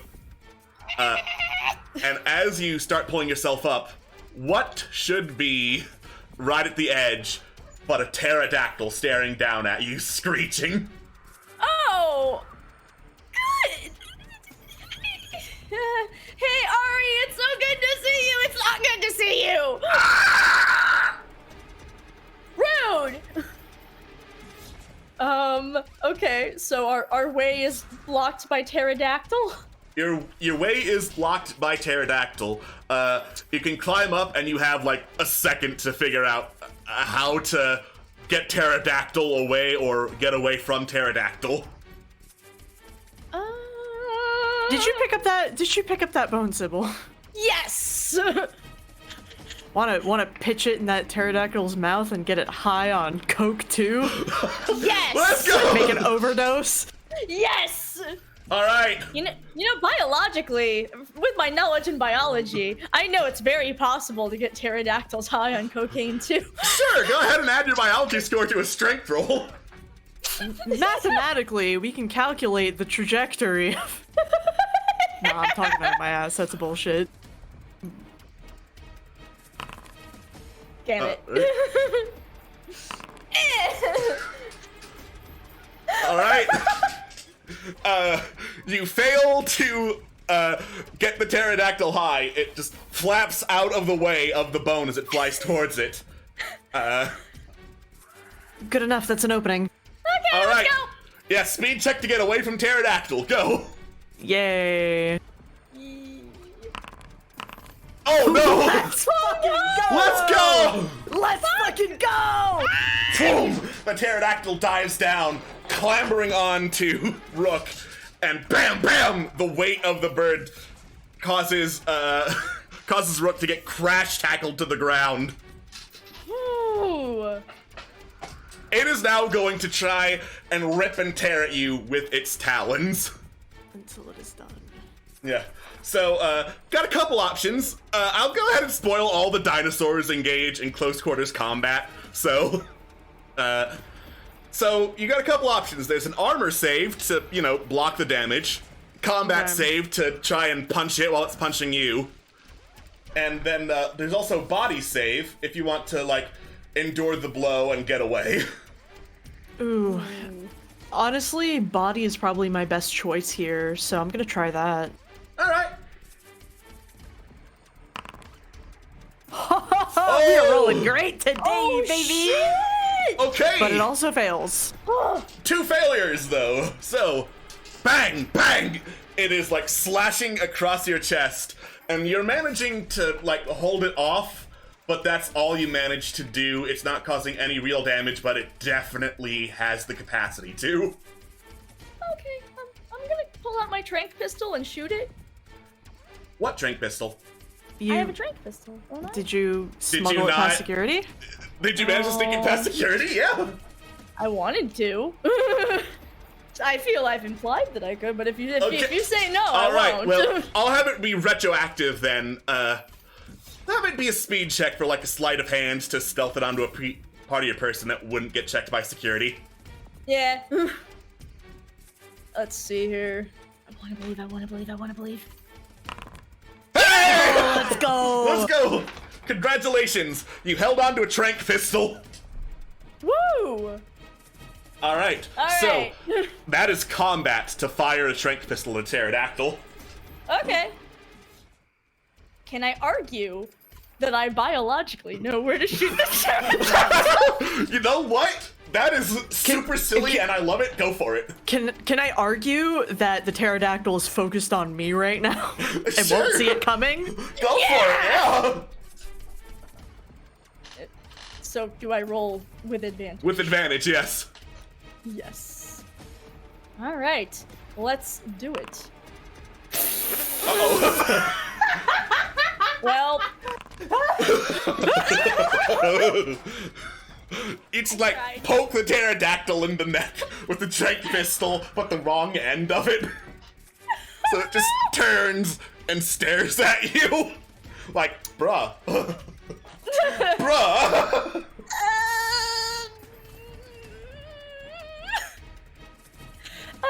okay, well, that is Sybil, great. run! Okay. All Its right. voice is like half static, but just run! Okay. Cool. All right, so shooting was one significant action. Running, which is half your speed, is going to be the other significant action on your turn. Okay, cool. So Cool. I'm rolling sped. You can roll sped to go a little faster, or you can just take regular, which is half of your speed in terms of meters that you can run. I'll just take regular. I'm not rolling very well. Okay. Yeah. Yeah. You're the only one who's gotten a success this game. Yeah. Yeah, you can move half your speed in meters in one movement action, or full speed in meters for both actions. So you just turn and book it from the pterodactyl. Rook, this is bad. This sure is bad. With the distraction, would it be possible for me to try and worm my way out? I Sure. don't really see what else I can do at this point. Yeah. Yeah, go for it. That's gonna be either strength or speed. We'll try strength. Is it particularly distracted? No. That's fair. Always worth an ask. Yeah. Oh my god. Oh, it's no! fucking incredible. Yeah, I you love try this. to worm your way out, but it turns and just like bam, stomps a talon down to pin down your leg. Alright. So you got one more significant action.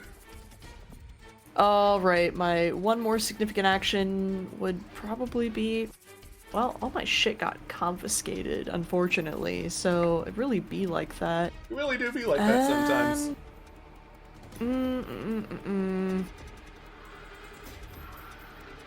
Would it be...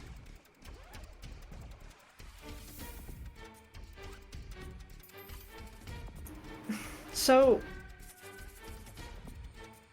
Sybil's talked about dinosaurs. I'm sure we've been reading the signposts and all that. Yes. Do they prefer live prey? I will say that the dinosaurs you've seen have not looked to be particularly well fed, so they'll take everything. anything and everything. Okay, in that case, my plan of playing dead is not the case. Well, Yeah, a carnivore will take whatever's easiest, so... yeah. Is there anything within reach of me, a rock or anything like that? Sure, yeah. You can Cool, go pick up a rock and smack it. Yeah, we'll try and pick up a rock and go for that ankle, go for those talons, see if it'll be enough for it to let me go. Okay, that is a strength. All right. Finally. Yeah! But right. no, it rolled a higher level of success. Higher than I level of did. success, though. Yeah. Shit. One off. Incredible. All right. God So, damn it. good news is you managed to get your leg unpinned. The bad news is that the pterodactyl still, like, generally is on top of you, so you don't think you can get very far. It's definitely got the advantage here.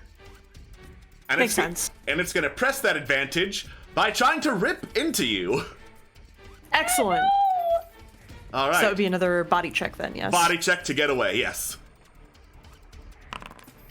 Oh, nice! Oh, no! God, you've got to be joking me. This pterodactyl it's rolling Ari way is too rigged. well. This I'm pter- mad. Bullshit. Oh, it's so good. I Yeah, love this. Shit. Ari is fucking ready to kill. I should not have named this pterodactyl after Jaden Animation's bird. I apologize for my hubris. I've made a mistake. All right, so with a mighty roll, you manage to get away from under the pterodactyl as it pegs down, but then it just grabs you and rip! Its mighty talons tear a massive chunk out of your back. Ooh. So, Oh, I could have just rolled attacks this whole time. So, that's fine. you know what? You know what? For that, I'm gonna disallow the critical success. It's a glancing blow. That's I was just about me to say, not I realizing. too got a critical success, so... Yeah, the critical success of the pterodactyl. So 22 beats 41. Congratulations, you got out from under the pterodactyl. It turns to you and screeches. Time to run. Time to run. Time to run. We're running. Yep. Running. Speed, We're let's finding the go. closest building, maybe. Hopefully. Try and take shelter. Speed, let's go. I'm gonna fuck this up. Oh my god. All right. Closest building is the bathrooms. Fuck it. We try and go there then. All right. You try and go there. The pterodactyl can fly. He is absolutely unhindered by any terrain, and he is rapidly catching up. That's fine. Try and... Are there any other people running? by Several. me? Cool. Rook's gonna trip one. All right, go for it. Combat or strength. Let's go. We'll do strength. Ah, damn it. Damn it. Wow, our company did not pay a lot of money when they I mean, we're both level 1, so we're both kind of. All right. we're both. It's fine. Yeah. Sybil's not very good at her job. So you turn and like you try to trip up someone, you would just end up getting in the way to try to push past, but you're trying your best to knock him down. I'm gonna flip a coin to see who the pterodactyl goes after. Excellent. The pterodactyl dives towards Rook, and then slam, Let's slam, go. digs its talons into the tourist. He cries out in pain as the pterodactyl then just digs his beak in and starts ripping out delicious, delicious organs. Oh god. Ari is distracted. We take our dubs when we can get them. All right. You head into the bathrooms, shut the door. You have temporary shelter in here. Did it. Did it. Where'd Sybil go? Good question. Good question, yeah. Where did you go? I don't act. I'm trying to think through what she would do in this situation, because Rook told her to run, but, fuck. Honestly, probably also went for shelter, actually. She's not gonna because she's not gonna be able to run all the way to the exit. Like, yeah, no. She's tiny and things big. She's tiny. This is shelter. The bathroom's on stable ground. Yep. It's also the future. No one cares about gender identity. It's a unisex bathroom. Oh, fuck yeah. Stalls that go all the way to the ground like God intended. Thank God. All right, yeah, going for that shelter. Yeah. You, a couple other panicked tourists, and some employees are all just like hiding out in the bathrooms, the stalls and whatnot. Oh boy, it's like middle school.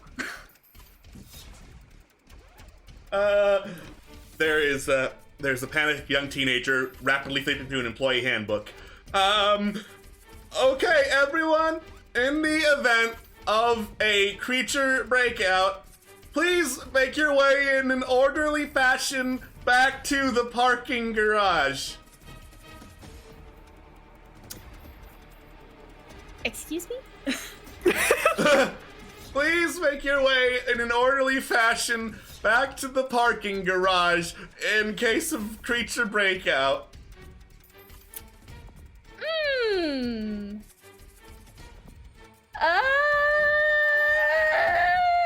Sybil kind of like glances toward the door. It's probably been about a minute, and then Rook like busts in. Yeah. Like visibly like sparking, like their back is basically like the artificial skin's been kind of like sloughed off. Little metal bits of spine, it's sparking a little bit. They kind of like slam the door behind themselves and just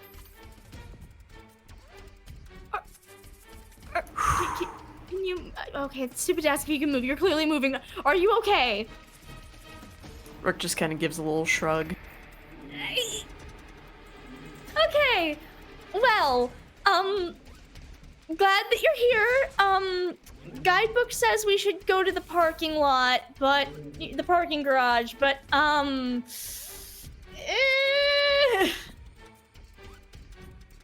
So, here's a question.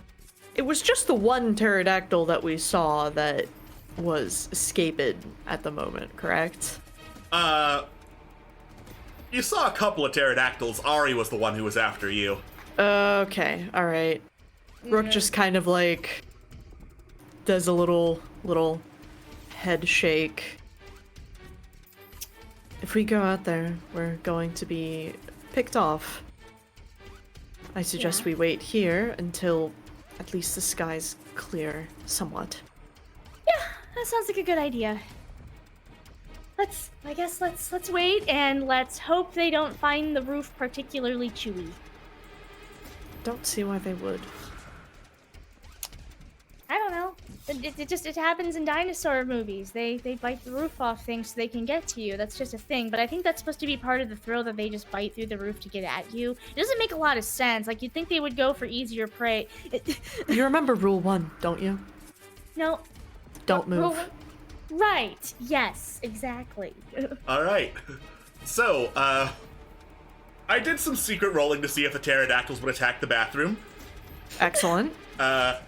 You can hear some screeching, but it's farther in the distance. So, you think they have flown off and scattered in search of more prey. So the area directly outside the bathroom is clear.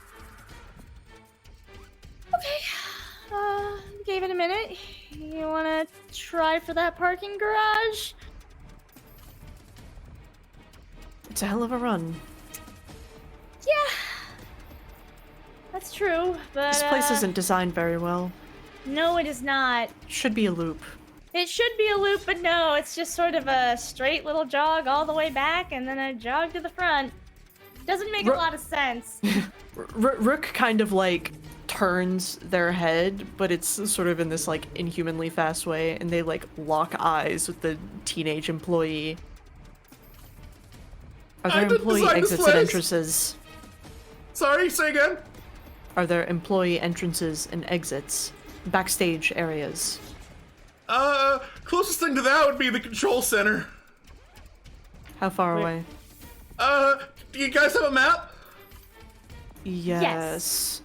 Sybil pulls out her map. Yeah, looking. Well, It's it's number closer 4. to the parking garage.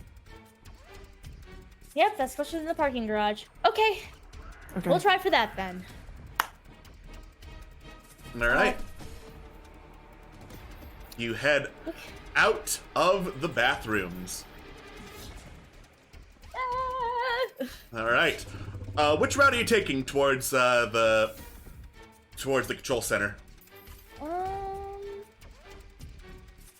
We're in the bathroom, so that's... Oh god, we're all the way down at the end. Yep. Well, I don't particularly... My suggestion would be to take the route with the most distractions. So, along the route where all the people would be. Brooke gives this, like, very kind of mechanical smile, does not reach their eyes. Sybil just beams, does a thumbs up. Let's go! All Do I right. feel morally bad about letting other people get eaten by dinosaurs so I don't? Rook kind of, like, leans No. down to Sybil. You'll probably have a better time shooting that trank gun at people than dinosaurs. Sybil blinks, and then she gets like a slow smile. You're so right. All right. We continue along the main pathway, which is an even worse shape than it was before, since the volcano area is kind of collapsing. You don't see the Stegosaurus anymore, but you do see that the Stegosaurus exhibit has been, like, torn open. Actually, soon after you move, you do see a Stegosaurus, like, draped out along the side of the path, making some throaty whimpering noises, fallen over with a bloated abdomen. And it's just, like, whimpering in pain. Oh no, baby! I A good larger amounts of meat than us.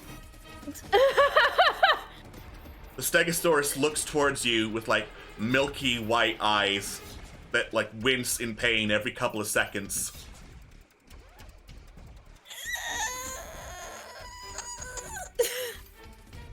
just like What are you going to do about it, Sybil? I don't know. It's not like I know how to help a dinosaur. Unless I do. Unless you do. Unless. Intellect with biology. Do I know how to help this dinosaur? Hey, nice! Let's go! Oh my god. Alright. So, you don't know a whole lot about dinosaur biology and emergency veterinary practices. You do, however, notice that the abdomen is not just bloated, but it looks to be, like, squirming. As if there's something on the other side of it, like, poking and prodding to get out. And whatever that is, you're pretty sure that's very dangerous. Yeah, okay, let's leave it alone. Alright. Nope. Having noticed that, you have enough time to, like, back away and then get back to the path and get a good distance as the Stegosaurus, like, bellows out one final gasp of pain, and its belly just bursts open in this avalanche of rending talons as blood-covered velociraptors burst out of its stomach. Yo, that's sick as fuck. Let's go. They're so... Sybil kind of whispers, they're so cool. Keep running. You run like hell! That's a speed check, baby, to get away from some raptors! Yeah. Fuck. Finally. Finally, you did it. Finally! Alright, the raptors have disadvantage because they have some meat right there, but they are also raptors and thus very aggressive. Alright. Wait, that was private, so I'm not gonna count that one. Gonna do it for real this time. And advantage, disadvantage, let's go. 14. They unfortunately succeed.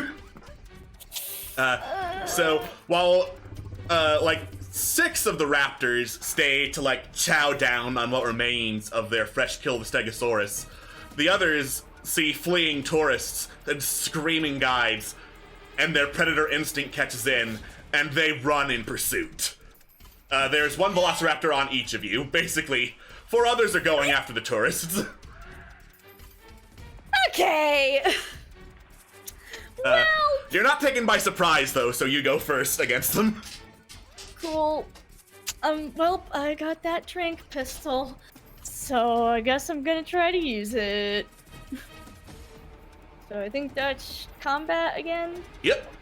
Combat and biology. And biology. And biology.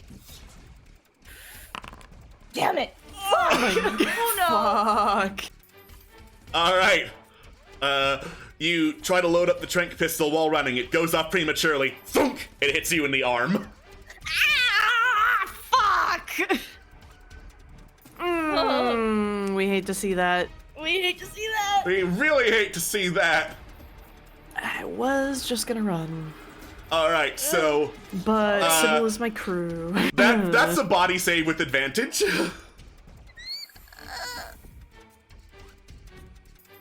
Come on, Sybil. Come on, Sybil. Nice! Yeah! 50, let's fucking go. You managed to not fall unconscious. It's fine. I poked myself with tranks before. All right, cool. All right, Neat. I'm assuming your other significant action is run. Yes. Cool. All right, Rook. Rook still has a rock. They're gonna huck it at a raptor, but like it's more of a distraction than anything else. Cool, Primarily they're running. All right, so strength or combat? Combat to throw it. Okay. Yo. Nice. Okay. All right. You hurl a rock at the raptor.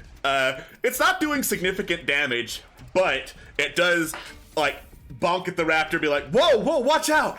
That guy's got rock powers, and cause the raptor to like back off, walk from a safe distance, effectively out of combat.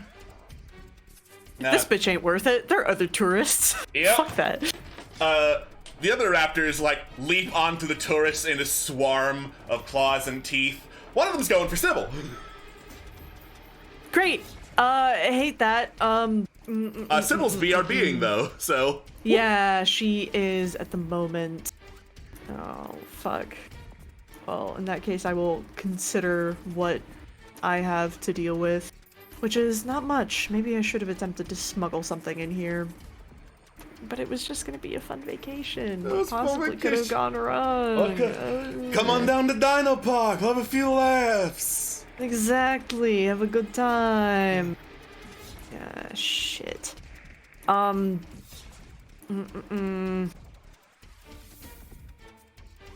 Are there any... Well, this place has some, like, pretty dense foliage and stuff like that, right? Oh yeah. Like once you get past the volcano, there's a lot of foliage. Alright, in that case, my vibe would be trying to, like, find a stick or a branch or something that could be used to, like, keep shit at a distance or something like that. I don't know. Yeah, for sure. You can do that. It's the raptor's turn first, and he is going to be attacking Sybil. Fuck. Okay. There she is! There she is. Alrighty. It's raptors all the way down. It's just raptors. It's This is what raptor I time. get for saying they're my favorite. Yep. All right. So it's Raptin time. So to defend, that's going to be either armor save, a combat check, or a body save. We're gonna go with armor. All right. Okay. So close. All right. It was so close. Unfortunately, your prepared company suit is not designed to deal with tearing teeth from a dinosaur that is specialized to tear through thick armor with its talons. It slashes at you and you take a pretty nasty wound. That is 19 damage. Oh fuck. All right. It is the player's turn again. So, Rook, you were saying you wanted to find, like, something to use as a melee weapon, right? Yeah, or just something to be used to pry or poke at shit from a distance, or yeah, Big stick. you get it. Yeah. Big stick. All right, intellect to search for it. Cool. Awesome. We're having a great time under pressure today. Right? Yeah, we're having an awesome time under pressure. Oh. All right. This is no longer a stress-free vacation. You think? So this is a stressful vacation. Speaking of stressful vacation, Sybil, because you failed to save, that is 1 stress added. Yeah, it's 1 stress added per failed save. So Makes sense. yeah, I was also supposed to ask for a panic check on the critical failure, but I'll let that one slide because now is when the panic sets in. Yes. Okay, so Rook, the Valio volcano area is pretty darn barren. You don't see anything that would be that suitable in this quick amount of time. Well, shit.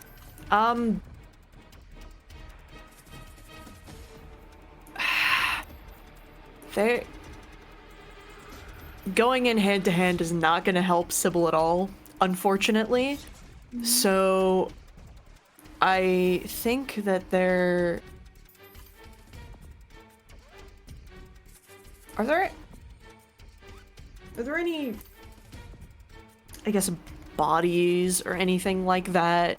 Like, I don't know, victims, people who've fallen prey to velociraptors already.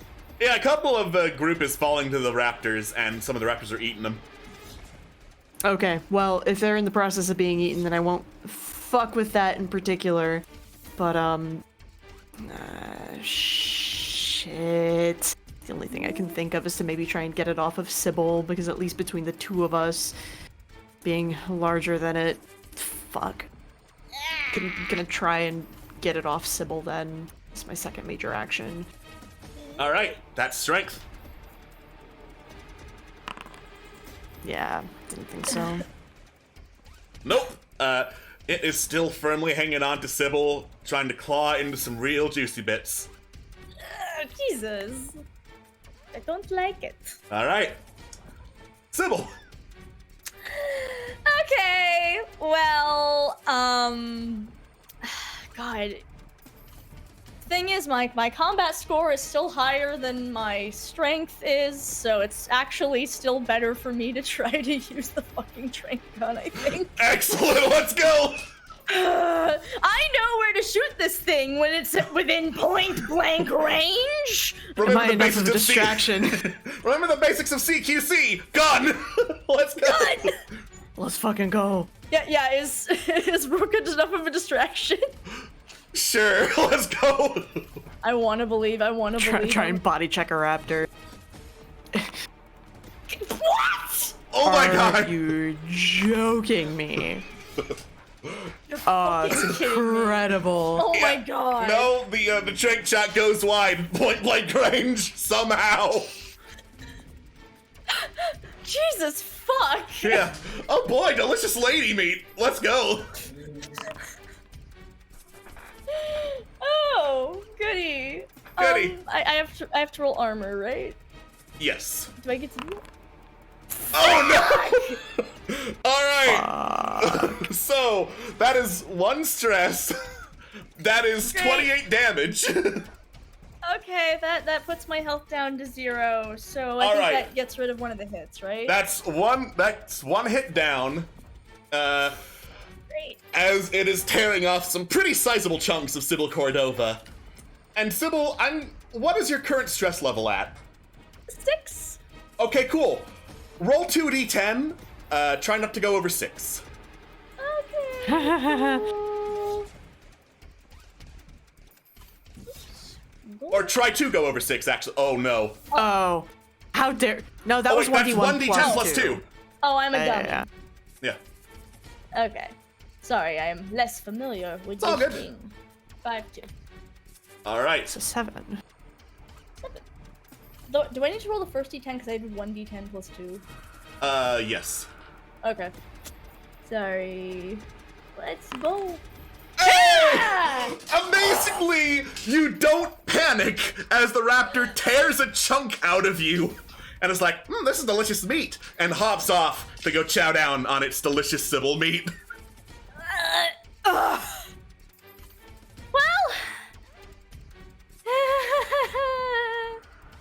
you know, it still wasn't as bad as the test I took to get my doctorate. Let's go. Rook just hauls you to your feet, and if I may make a suggestion, lockers Lockers, yes. Lockers, yes, good idea. might have something. Yes. All right.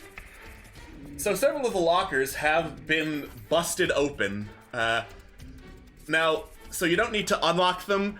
I'll have both of you make intellect checks. You'll get at least one item from the locker. If you succeed, you'll get one more per check. All right. Unfortunate. Unfortunate. All right. I'm gonna roll twice anyway because this is pretty close and there isn't a lot of time to loot. Okay. So within the lockers, you find a spare patch to attach to a costume.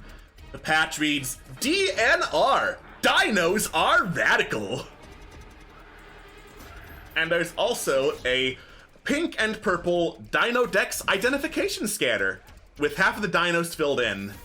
The most recent scan from the quick glance at the search history reads T-Rex. Oh, I see. Great. Well, do we keep going or do we keep looking? I think we keep going. You I can don't feel keep very looking through the confident. lockers for stuff that will risk an encounter.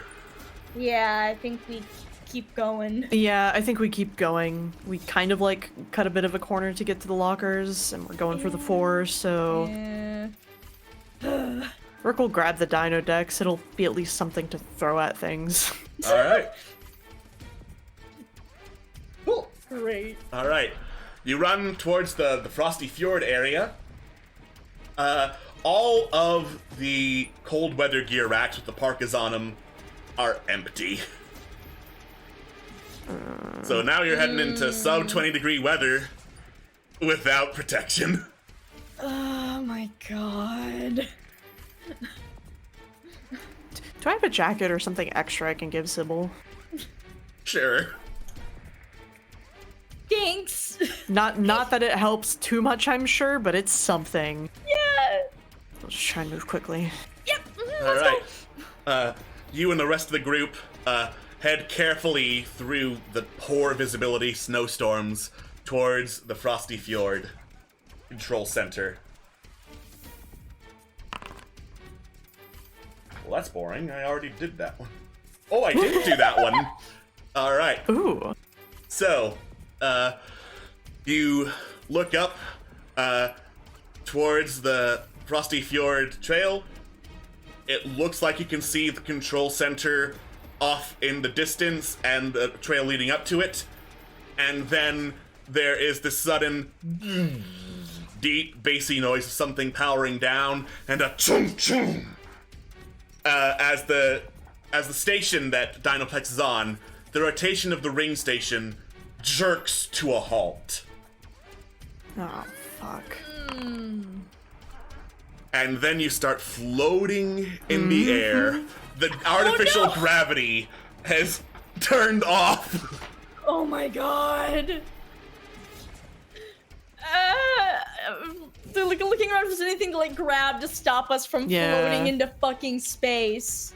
The station has a roof, so you won't float into space. However, you are just floating in the air right now. Okay. There are signposts and whatnot that you could try to grab onto, trail markers and the like.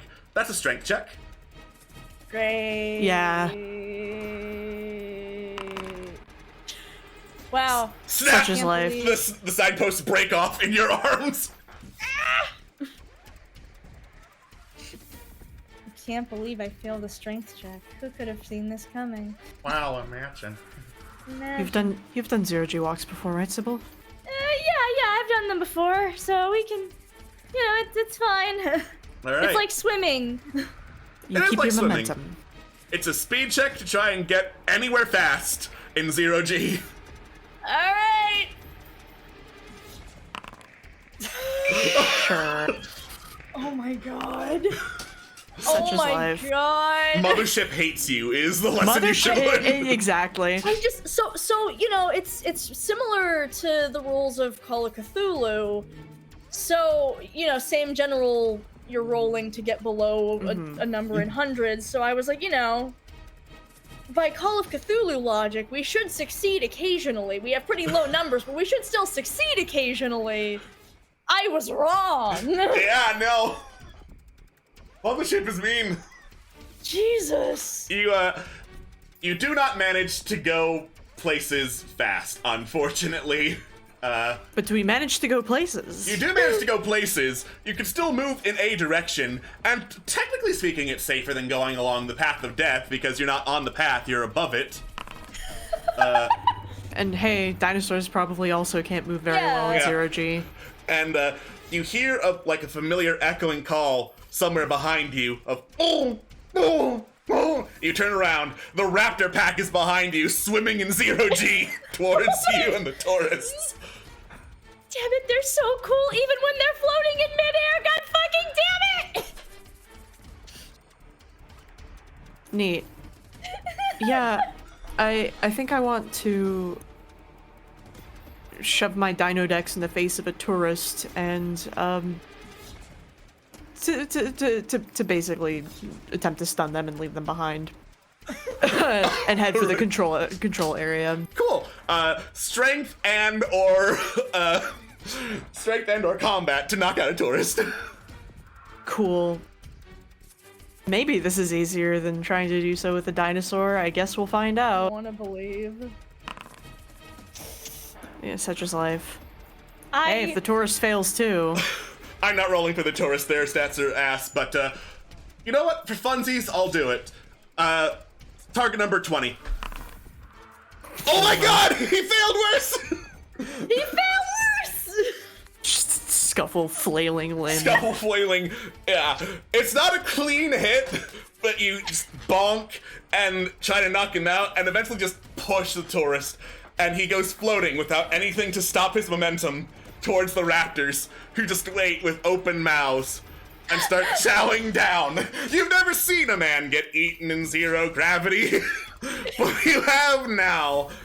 The tourists scream and scatter. They don't want to be anywhere near the killer robot right now. Great, we're heading towards the control center. All right. So, eventually you arrive at the control center, manage to pry the door open in 0 gravity. Emergency lights are on. It's just like flickering red every now and again. Guards that would normally be at the control center have left their posts by now to try and deal with the dinosaurs. You can hear shotguns, blam, blam, firing away somewhere in the distance in the frosty fjord, and a lot of screaming. Doesn't sound like it's going well. There is also a control terminal in the main area of the control center. The screen is still there. It reads, cameras, online, PA system, online, security gates, online, weather control, online. Then it flickers and goes, weather control, error, error, error. Hangar blast doors, locked. SynGen access card required. Can we try to do a little hacky hack? See if we can get past it without the access card? That sounds like it would be great. Go for it, yeah, that's intellect with hacking, so add your hacking bonus, which Yeah, is 15, baby. because that's an expert Nice. skill.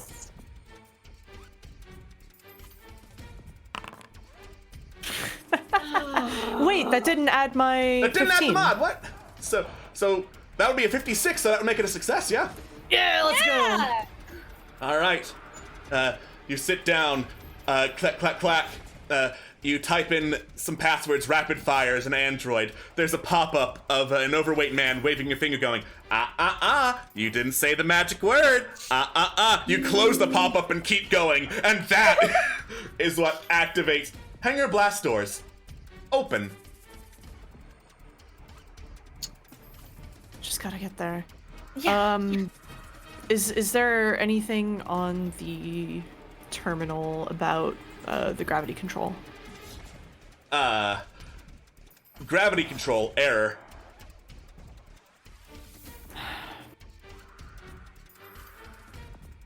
I hate to say this, Sybil, Yes. but I think we have a better chance in zero G than we do on foot. I actually agree with you. I think we're just as much out of our element as the dinosaurs are there. All right, that's been 13 minutes. Yeah. I'm gonna look around and see if there's anything like, you know, in the room that we can take or use. Maybe. All you right. know, some stuff that might explode. Intellect check, please. Yep. Oh, nice! Okay. Go, let's go. So, off to the side, there is an armory. It has been mostly cleared out, but there are 2 submachine guns left. Fuck yeah! Aw, yeah. I don't Oh. suppose there's an explosive. No. Boo! Here's a question. Would it be possible for me to tab through the security cameras to see if maybe there's a less dinosaur-infested route or a safer route or something like that? Smart. Sure. I will say, though, as you tab through, you get to the Misty Meyer camera and start looking around, and then, BAM! The corpse of someone drops right onto the camera, jump scare style. That is 1 stress automatically. You got it, Chief. I do not like the dinosaur place anymore. Alright. So, you load up on submachine guns. You will fire all of the ammo at once because you don't have firearms training, so it's basically 1 action to fire and 1 to reload. Alright. Okay. Yeah. And as you flip through the cameras, go ahead and make an intellect check to look for a less dino-y place. Sure. Could I argue that my computer skill could apply? You could, Or even yes. my hacking skill? Mm-hmm. Alright. Maybe this will actually work this time. I want to believe. Hey, It did have it nice! this time. Woo! Alright. So, you flip through the cameras, as the corpse slides down off of the Misty Meyer camera. That area looks like the turbines have not worked for a while. The turbines that are propelling the river are off, and it is full of corpses, the river there. The lazy lagoon has flooded, and it looks like there's a tidal wave breaking out. Okay. Spinosaurus is floating over the water, swimming down towards it, to a flailing person in the water. And then the gamey grasses are on fire.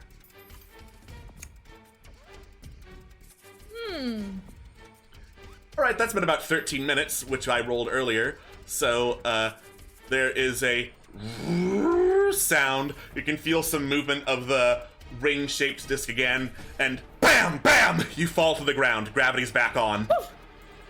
Damn it. And as gravity is back on, you hear a whack! There's a flicker on the control panel, and it reads, "Error. Check antenna. Hangar blast doors closed in emergency."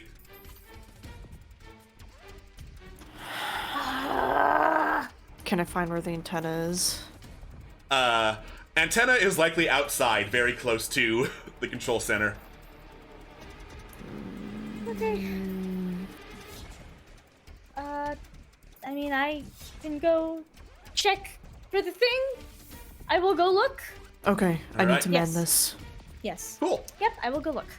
Uh, Okay, here we go! You head outside into the cold, Sybil, towards where you think the antenna is, and you do so by following this loud, bellowing sound.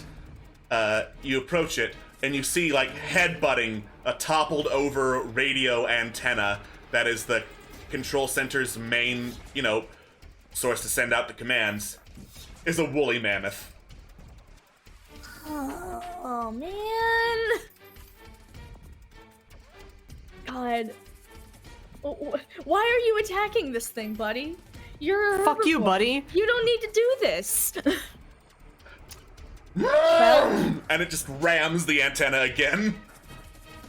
Okay, well, I guess I do have an assault rifle.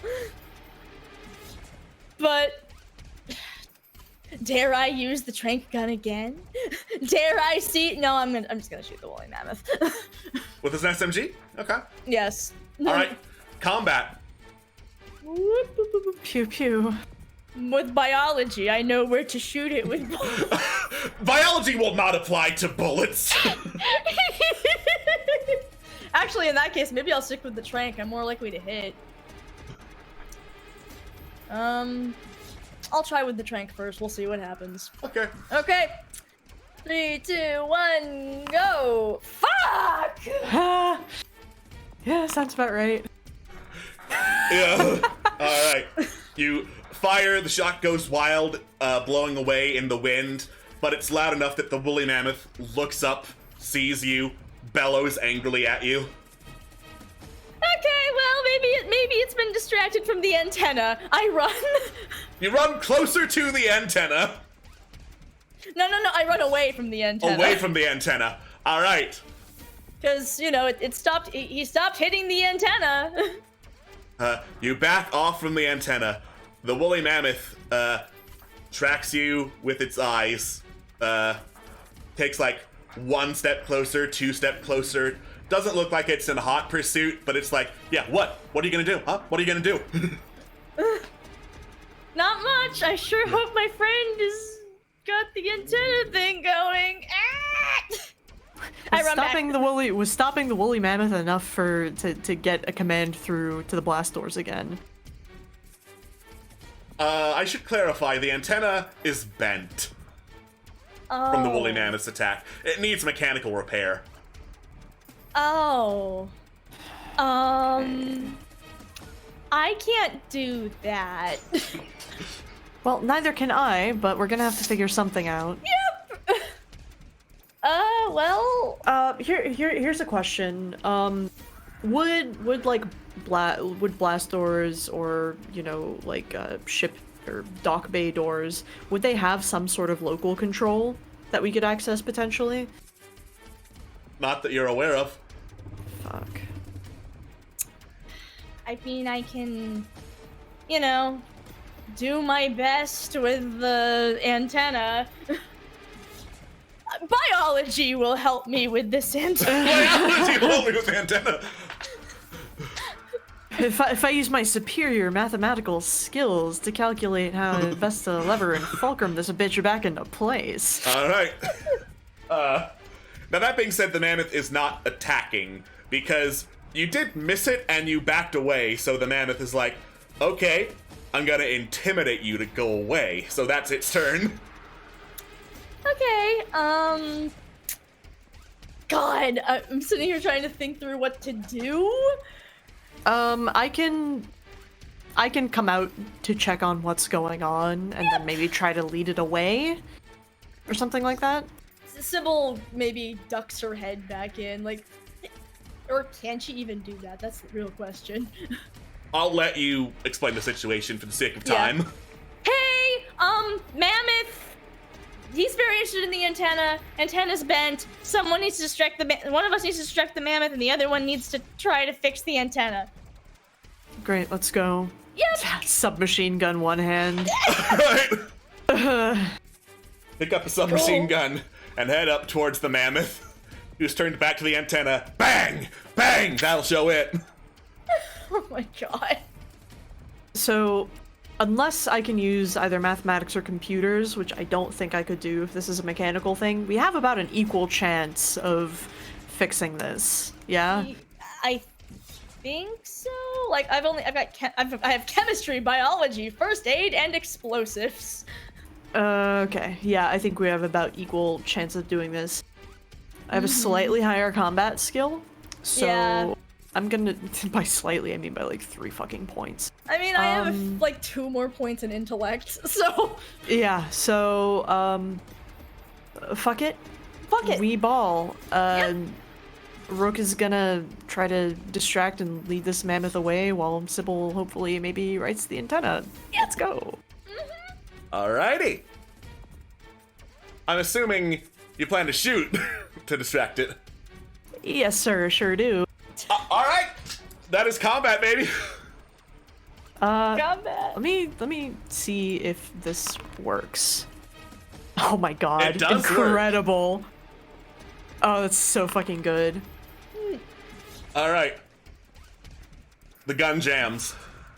The gun jams loudly and like bursts with smoke in your face, startling the mammoth, and it is going to charge you on its turn. Of course. Cool. Well, that was my one major action. The other major action is to run. Alright. Okay. The mammoth charges, bellowing. It's very fast. It's gonna attempt to gore you. Understandable.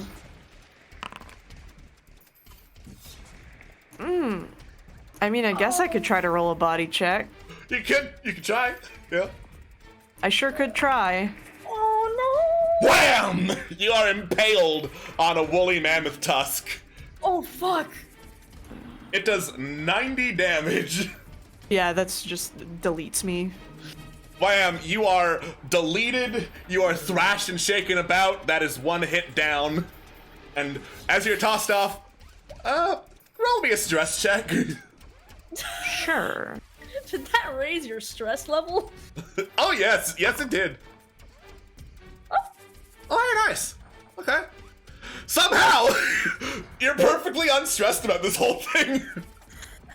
Just this kind of very, it's like get impaled, this very detached to look down at this tusk going through the chest. Yeah, seems about right. Yeah. So the mammoth is technically distracted, Sybil. Great. Okay. Ah! Runs for the antenna. Okay. Intellect, try and get it fixed. Okay. I want to believe.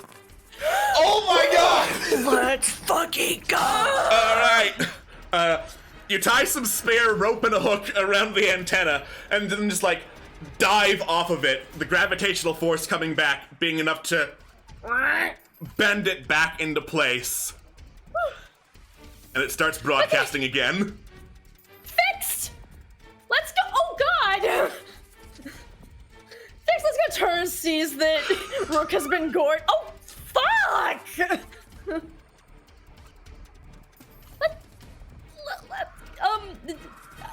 I assume Rook is still stuck to Mammoth?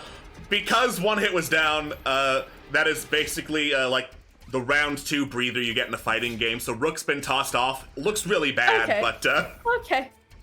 It hurts. Sybil like runs over, helps Rook to their feet. Okay. Shit, I'm sorry. Computers. Yeah. Let's run. Let's run. Really quickly before we go, would I know with my computer knowledge if would I have to go back in and send the signal again, or would it just restart what was going? I'll let you have this one for free. Signal restarted because it was in the on position. It's basically what happens when circuit breaker trips. It goes into emergency mode, and then when emergency mode's off, it checks what the latest light switch position was. All right, cool, excellent. In that case, we run. We run. We hobble. All right. You hobble. You hobble. The mammoth just walks in pursuit, bellowing at you like, "Yeah, what? What you gonna do, huh?" Yeah, bitch. Fuck you. Yeah, bitch. Fuck you. My territory. Oh my god. Which way do you run? I will argue that we'll probably have a better time with fire than dinosaurs. Yeah, I think so too. Let's go.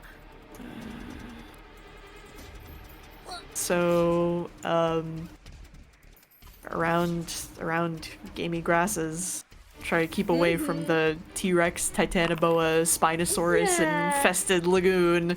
Yeah, let's not do the lagoon. Let's not do the lagoon. Okay. All right. So, made another encounter roll as you Let's go. pass by the bathrooms on the barrier between the fjord and the grasses. It gets way hotter because like a lot of the grasses are on fire. You can hear bellowing and screaming and like the trails of some brachiosaurs running through in a stampede to try and get away from the fire. And running towards you, like this basically moving carpet wall of like big dragonflies, big rats, big mosquitoes, everything zooming past you in a panic. Oh, good. Now there's plagues. And you can hear the boom, boom, boom of something chasing them. The Maybe. bathrooms are still pretty close by. Do you think we can make it there in time?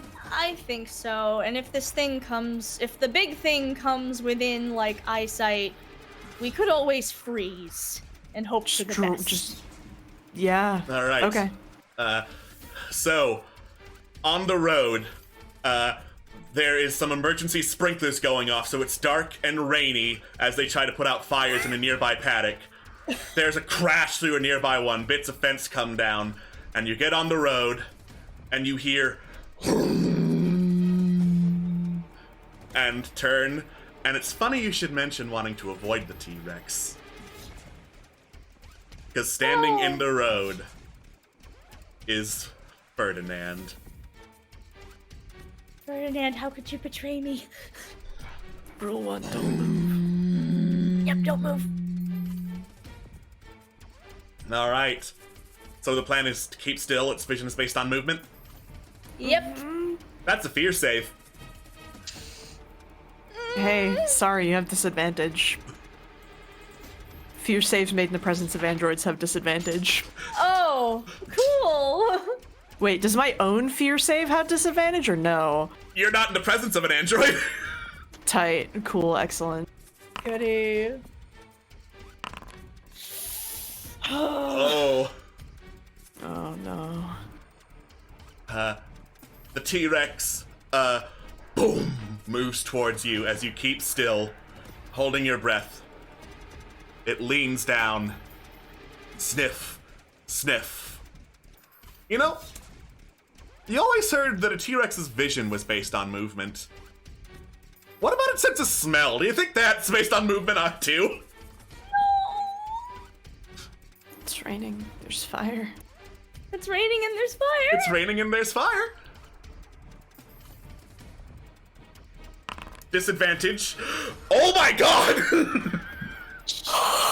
Holy shit! Let's fucking go. All right. The T-Rex sniffs, and you get the sense that, oh yeah, it smells you. And leans closer, smells more to see if you're delicious. Then there's another roar. And dripping wet, from the nearby lagoon, a Spinosaurus comes out, roars at Ferdinand. Ferdinand turns annoyed and just charges at the Spinosaurus, biting down on its neck and just ripping it apart. We run. Fuck it. Run, We go. run. We go. We go. We go. We go. We go, we go, we go, we go. Where you go? Back down toward the... I think we're trying to basically get around their fight and get through gamey grasses. Like, I think that's... Towards the fire, or like, okay. Yeah, towards the fire. Yeah, honestly, that's still probably the best option for us. All right, you're running into a grassland on fire. There are some smaller, like, raptors running past you. They're not interested in biting you for right now because they found food earlier. And also, fire and surviving is higher on their priority list. Exactly. Now, all of that being said, where there's fire, there's smoke. So I'm gonna have you make body saves to avoid smoke inhalation. I raised my little hand. I don't You have to exposed breathe. circuitry. Yeah. All right. running into smoke is bad for you, Sybil. You like cough very loudly, and that's sure to have gotten some attention. So dinosaurs will be incoming here very shortly. Rook, you're right, you don't need to breathe. You're pretty sure that wire inside you should not be on fire. So, you've got a time limit to get the fuck out of here and get extinguished. Cool. Cool. Well, it looks like either... Can we see the bathroom building? Is it on fire? Bathroom building is not on fire yet. Cool. Gonna try and sprint there. Hopefully there's water to get my wiring extinguished. My Speed check. infrastructure, my circuitry. We're having a great time here. We're having a great time. Oh. Oh, okay. Nothing makes one go faster than Being on fire. even more self-preservation. Yeah. All right. I'm gonna save this encounter for later because it makes more sense coming up and roll for another one. Excellent. I love that. Okay. All right. So, as you move through the area, there's this big old rumbling, and bursting through the burning underbrush are a bunch of, like, horribly bloodied, like, ravaged by carnivores, triceratops, stampeding through the landscape, knocking over what were previously, like, power lines and, like, projectors to make the area look bigger than it was. The grasses start glitching out, bits and pieces of trees start looking wireframe, and the Triceratops bellow in a stampede. There's some viscera trailing behind them, snagging various visitors who were trampled in their wake, and they're heading directly for you. Cool. I don't think there's anything that we can hide behind here, right now. Nope. Like, I think just keep trying to book it towards the bathrooms, yeah. That's the only thing we can do. Yep, speed check. All right.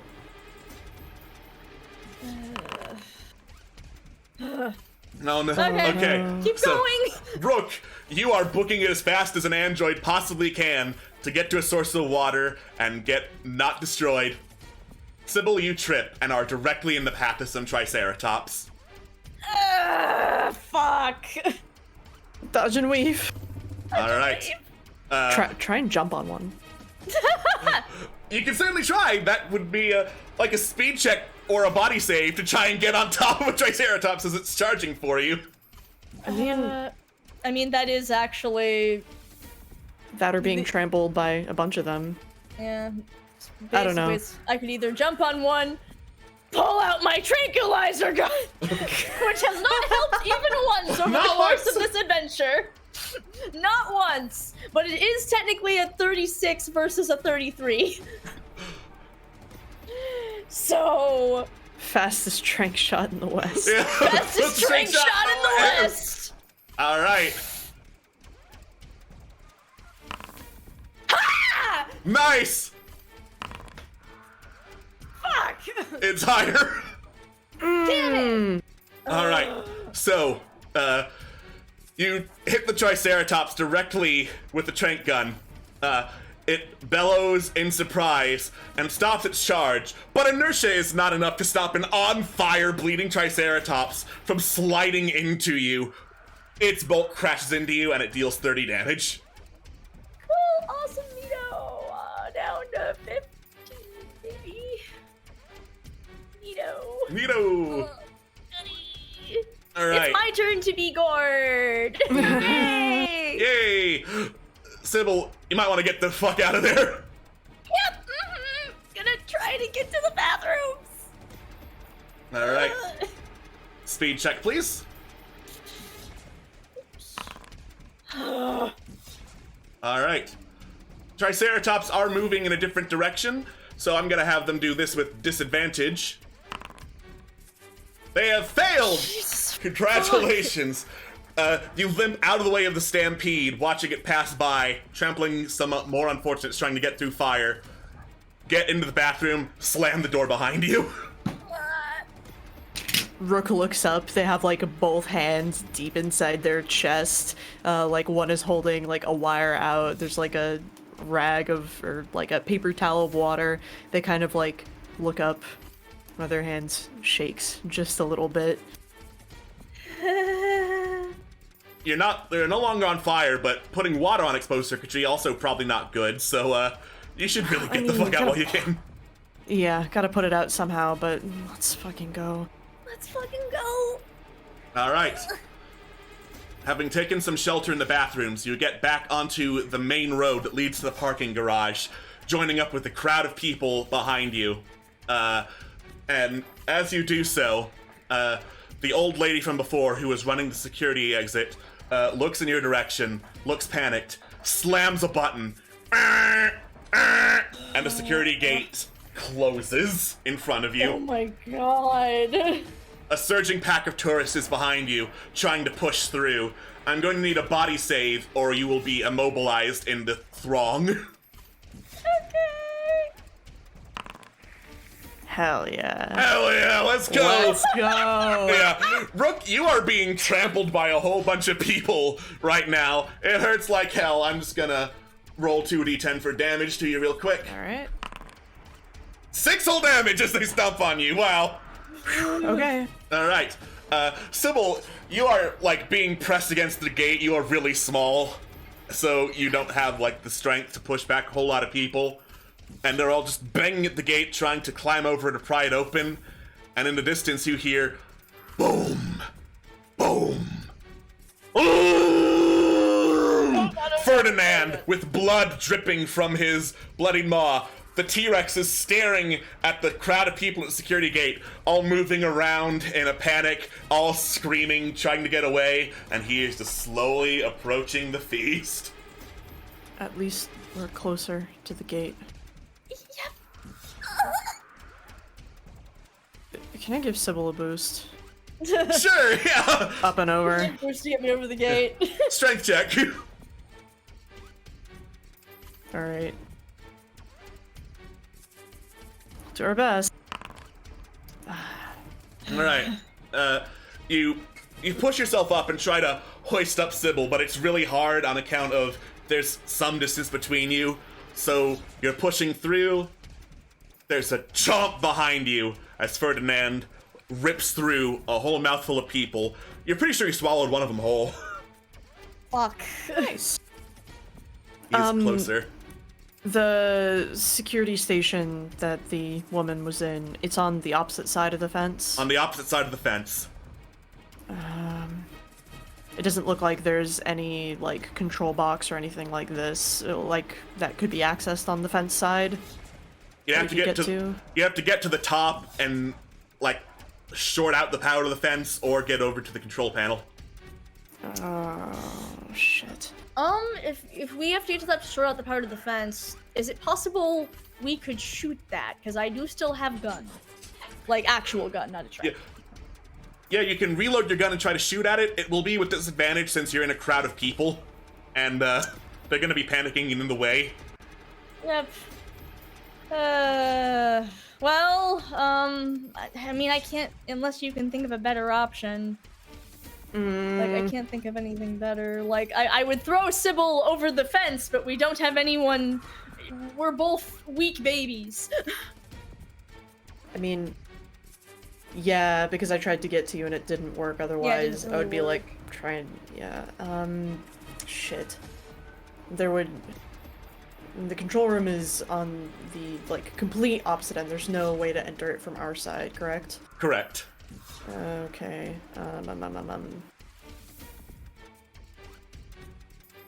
Is there... Honestly, this is a pretty mean one of the random encounters in this module. And it yeah, was it's pretty... really mean for it to pop up here. But it's very good. It's very good. I can't think of anything other than maybe I try to climb it and you try to shoot for the control box. Yeah, I think. Yeah. that's At this what- point, we're being crushed. We don't really have any resources. Like, all our shit Yeah. is in custody on the other side of the fence. So, Yep. yeah. Alright, yep, I'm gonna try to shoot the control box. All right.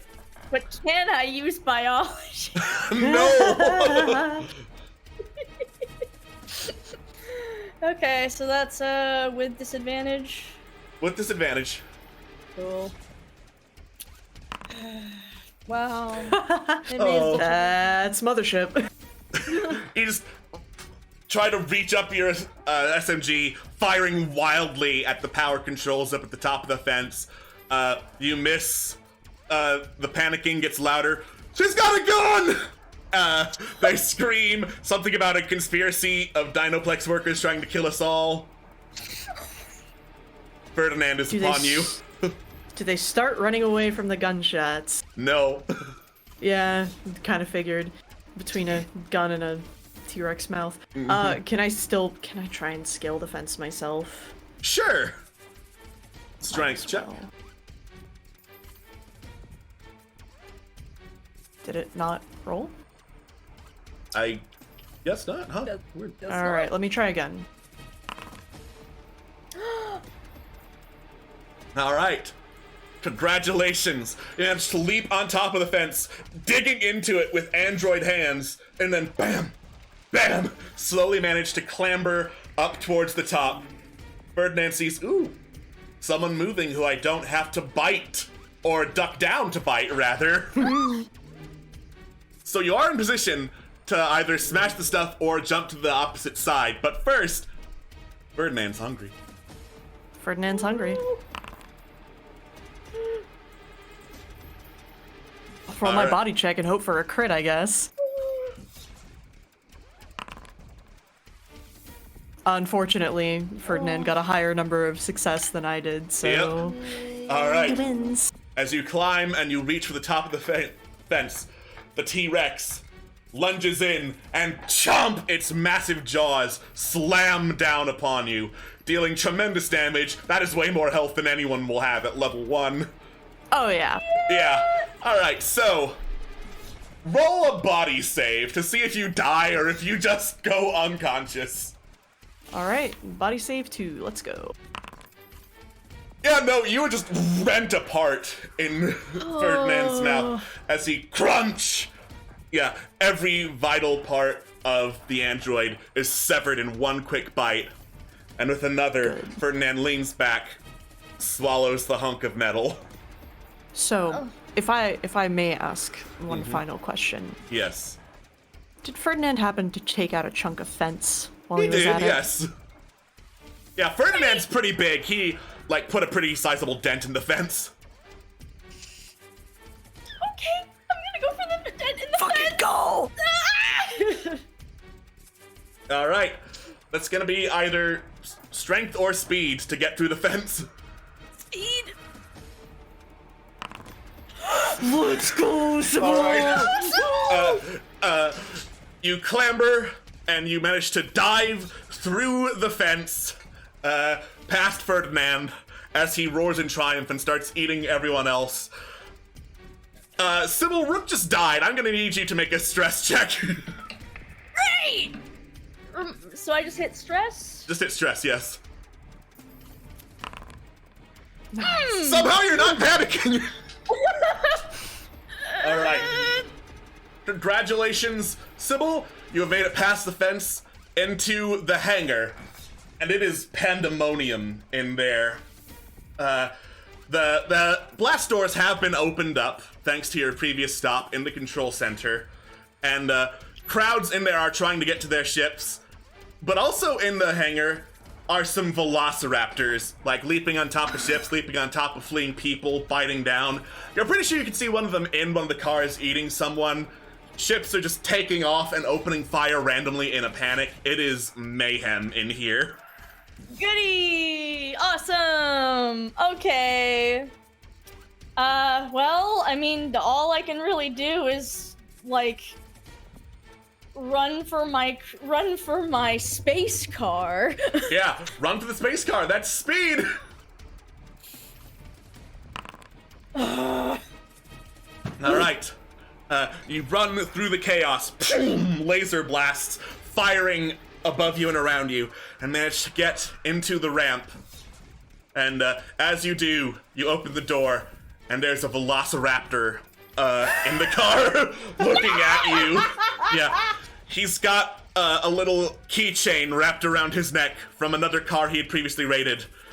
On the decal, on the keychain, is a little tiny image of a barn. Boy. I still have my gun. You still have your gun? Sure I fucking shoot. do. All right. Regular gun? Trank pistol Tank pistol Biology. with biology. with biology. Damn it! No. Oh, hey, nice. Nice. Nice. All right. Both fail though.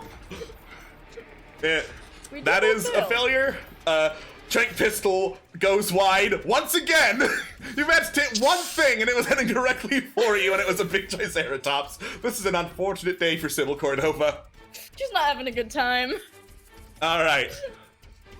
So you load back up the Trank pistol for another shot next round, because I think at this point you would be out of ammo. Yeah. And the Velociraptor ducks and lunges for you with its talons.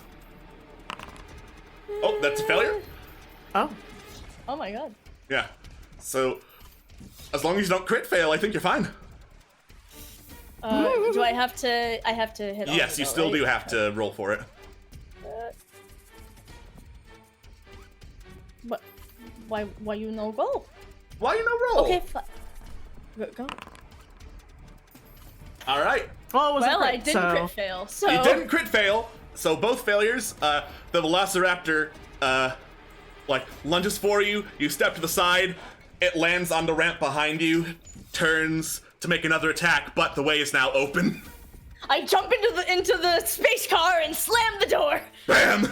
You slam the door. That doesn't require an action. The raptor, bam, tries to get in, snarls at you, bites the glass, looks at the handle, moves the claw in slowly and jiggles at the handle. They can open doors! Drive car. Floor it. Alright, you I floor. floor it, and as I drive away, I flip the raptor off. Yeah. That was for Rook. The raptor's just hanging on going, ah! As the car zooms off towards the exit, towards the blast doors. There's a bang behind you. The security gate has been bashed open. Once more, a powerful roar echoes through the garage. And Ferdinand charges after your car. Oh my god! Why? Go One- after other people. There's no way I'm sorry, see a Sybil. prey. I'm sorry, Sybil. You're the main character. You're the main character now, Sybil. Alright. I don't want to be the protagonist. Intellect to drive the car. Oh no. No! Oh my god. All right. You drive and you get right to the exit when, biting onto the back bumper, Ferdinand is just grabbing the car in his mouth, thrashing it around. Did you put on your seatbelt? Yes! Okay, good. It hurts like hell, but at least you're not being bashed into the walls of the car. The Velociraptor goes flying off, but you got a T-Rex on your car. Great! It's a space car. Could I make an argument that it would have some kind of shield or something on it? Sure, yeah. Yeah. All right. I hit my space shield button to see if it works. Intellect. Let's go.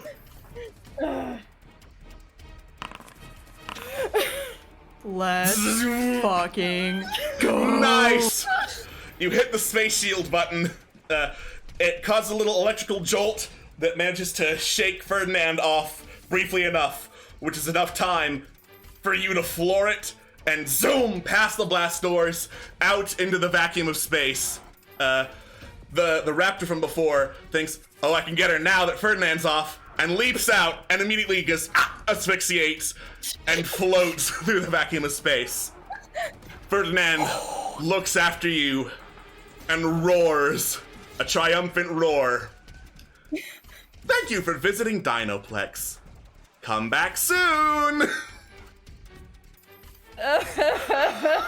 And so you're bleeding pretty badly and you're down an android. But against all odds in Mothership, congratulations, Sybil Cordova. You survived. Yes, I managed to keep Sybil alive again. Sybil Cordova survives! Let's fucking go. Even here, in this game, she lived! Jesus fuck! My best efforts.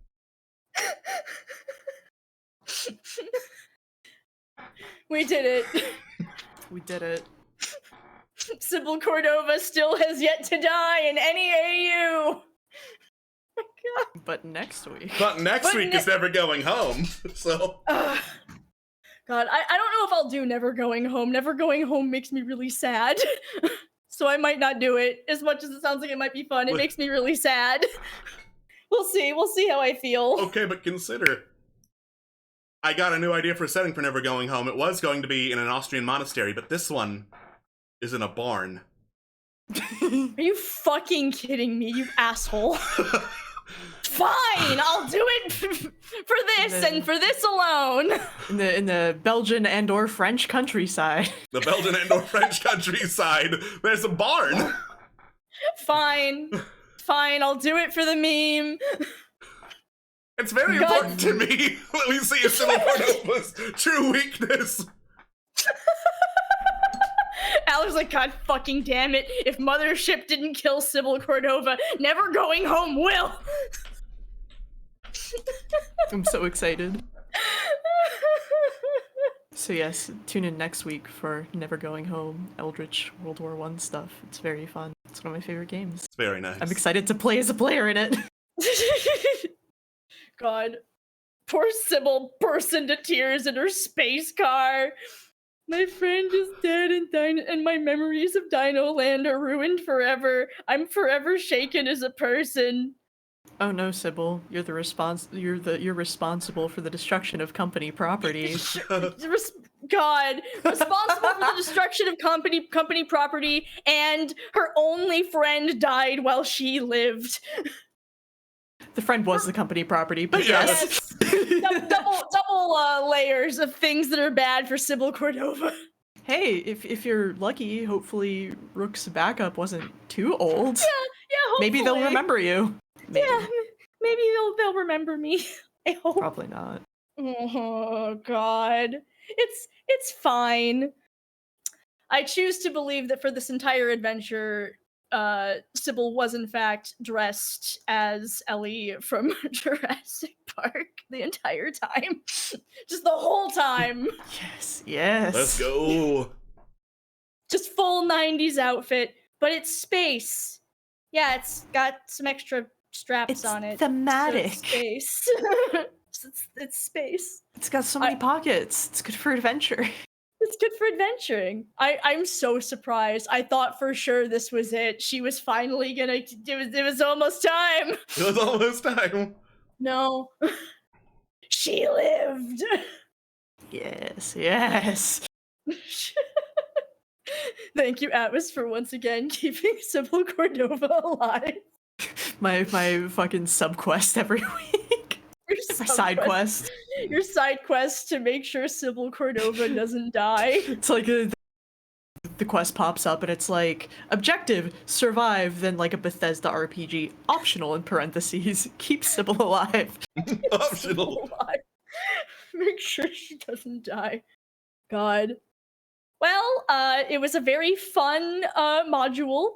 Love me a chance to live through Jurassic Park. It's a very mean module, though. Oh, It's yeah. awful. This is a meat grinder. There's absolutely nothing you can do.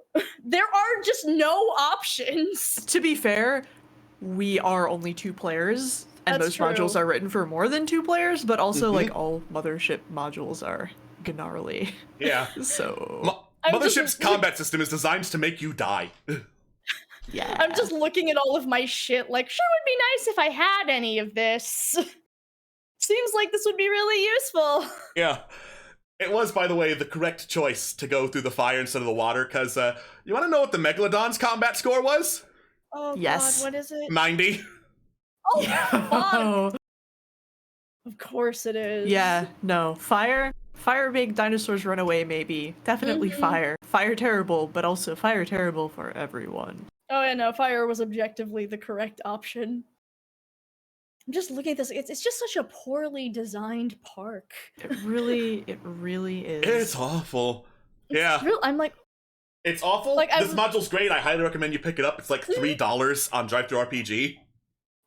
it's super fun. But as someone who's been, as any human who's been to any zoo or theme park, we can all look at this and go, no wonder this ended in terrible death. The person who designed this was very stupid. You make a the path's supposed to circle back, you dummies. You're on a ring station, for fuck's sake. Use the ring. Use the ring. God. Fun time though. Yes. Mothership sure is a good time. It was very good. Very nice. I'm glad I got to make Sybil a dinosaur kid and got to geek out about dinosaurs for like an hour before they started eating all of us. Fuck yeah. It's Which really, yeah. Go ahead. that's the Jurassic Park way. So, God. so the module specifically says, "Hey, there's some info boosts with wildly inaccurate information," and I'm like, I know the perfect inaccurate information to put there. Spinosaurus is stronger than a T-Rex. Oh my god. The impotent rage that flashed through me.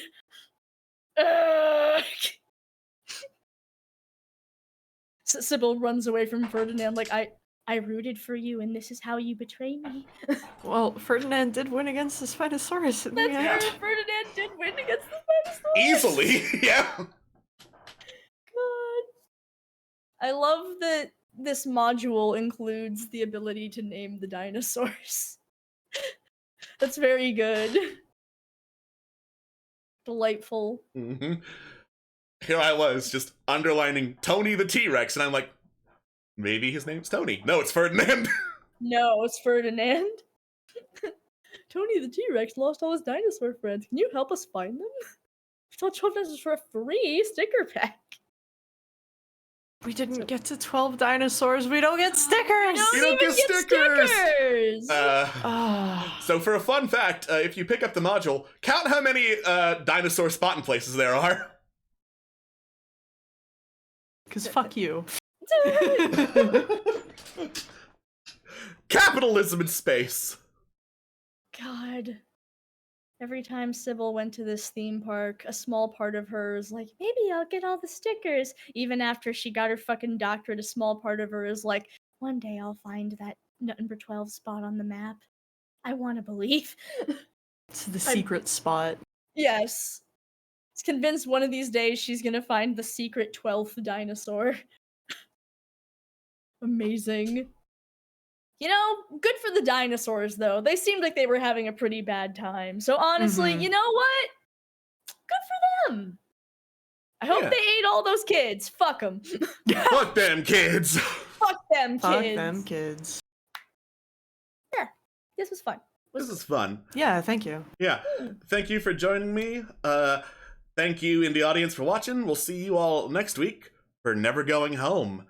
Maybe this time Sybil Cordova dies. We'll see. No. Bye-bye. Bye. Bye.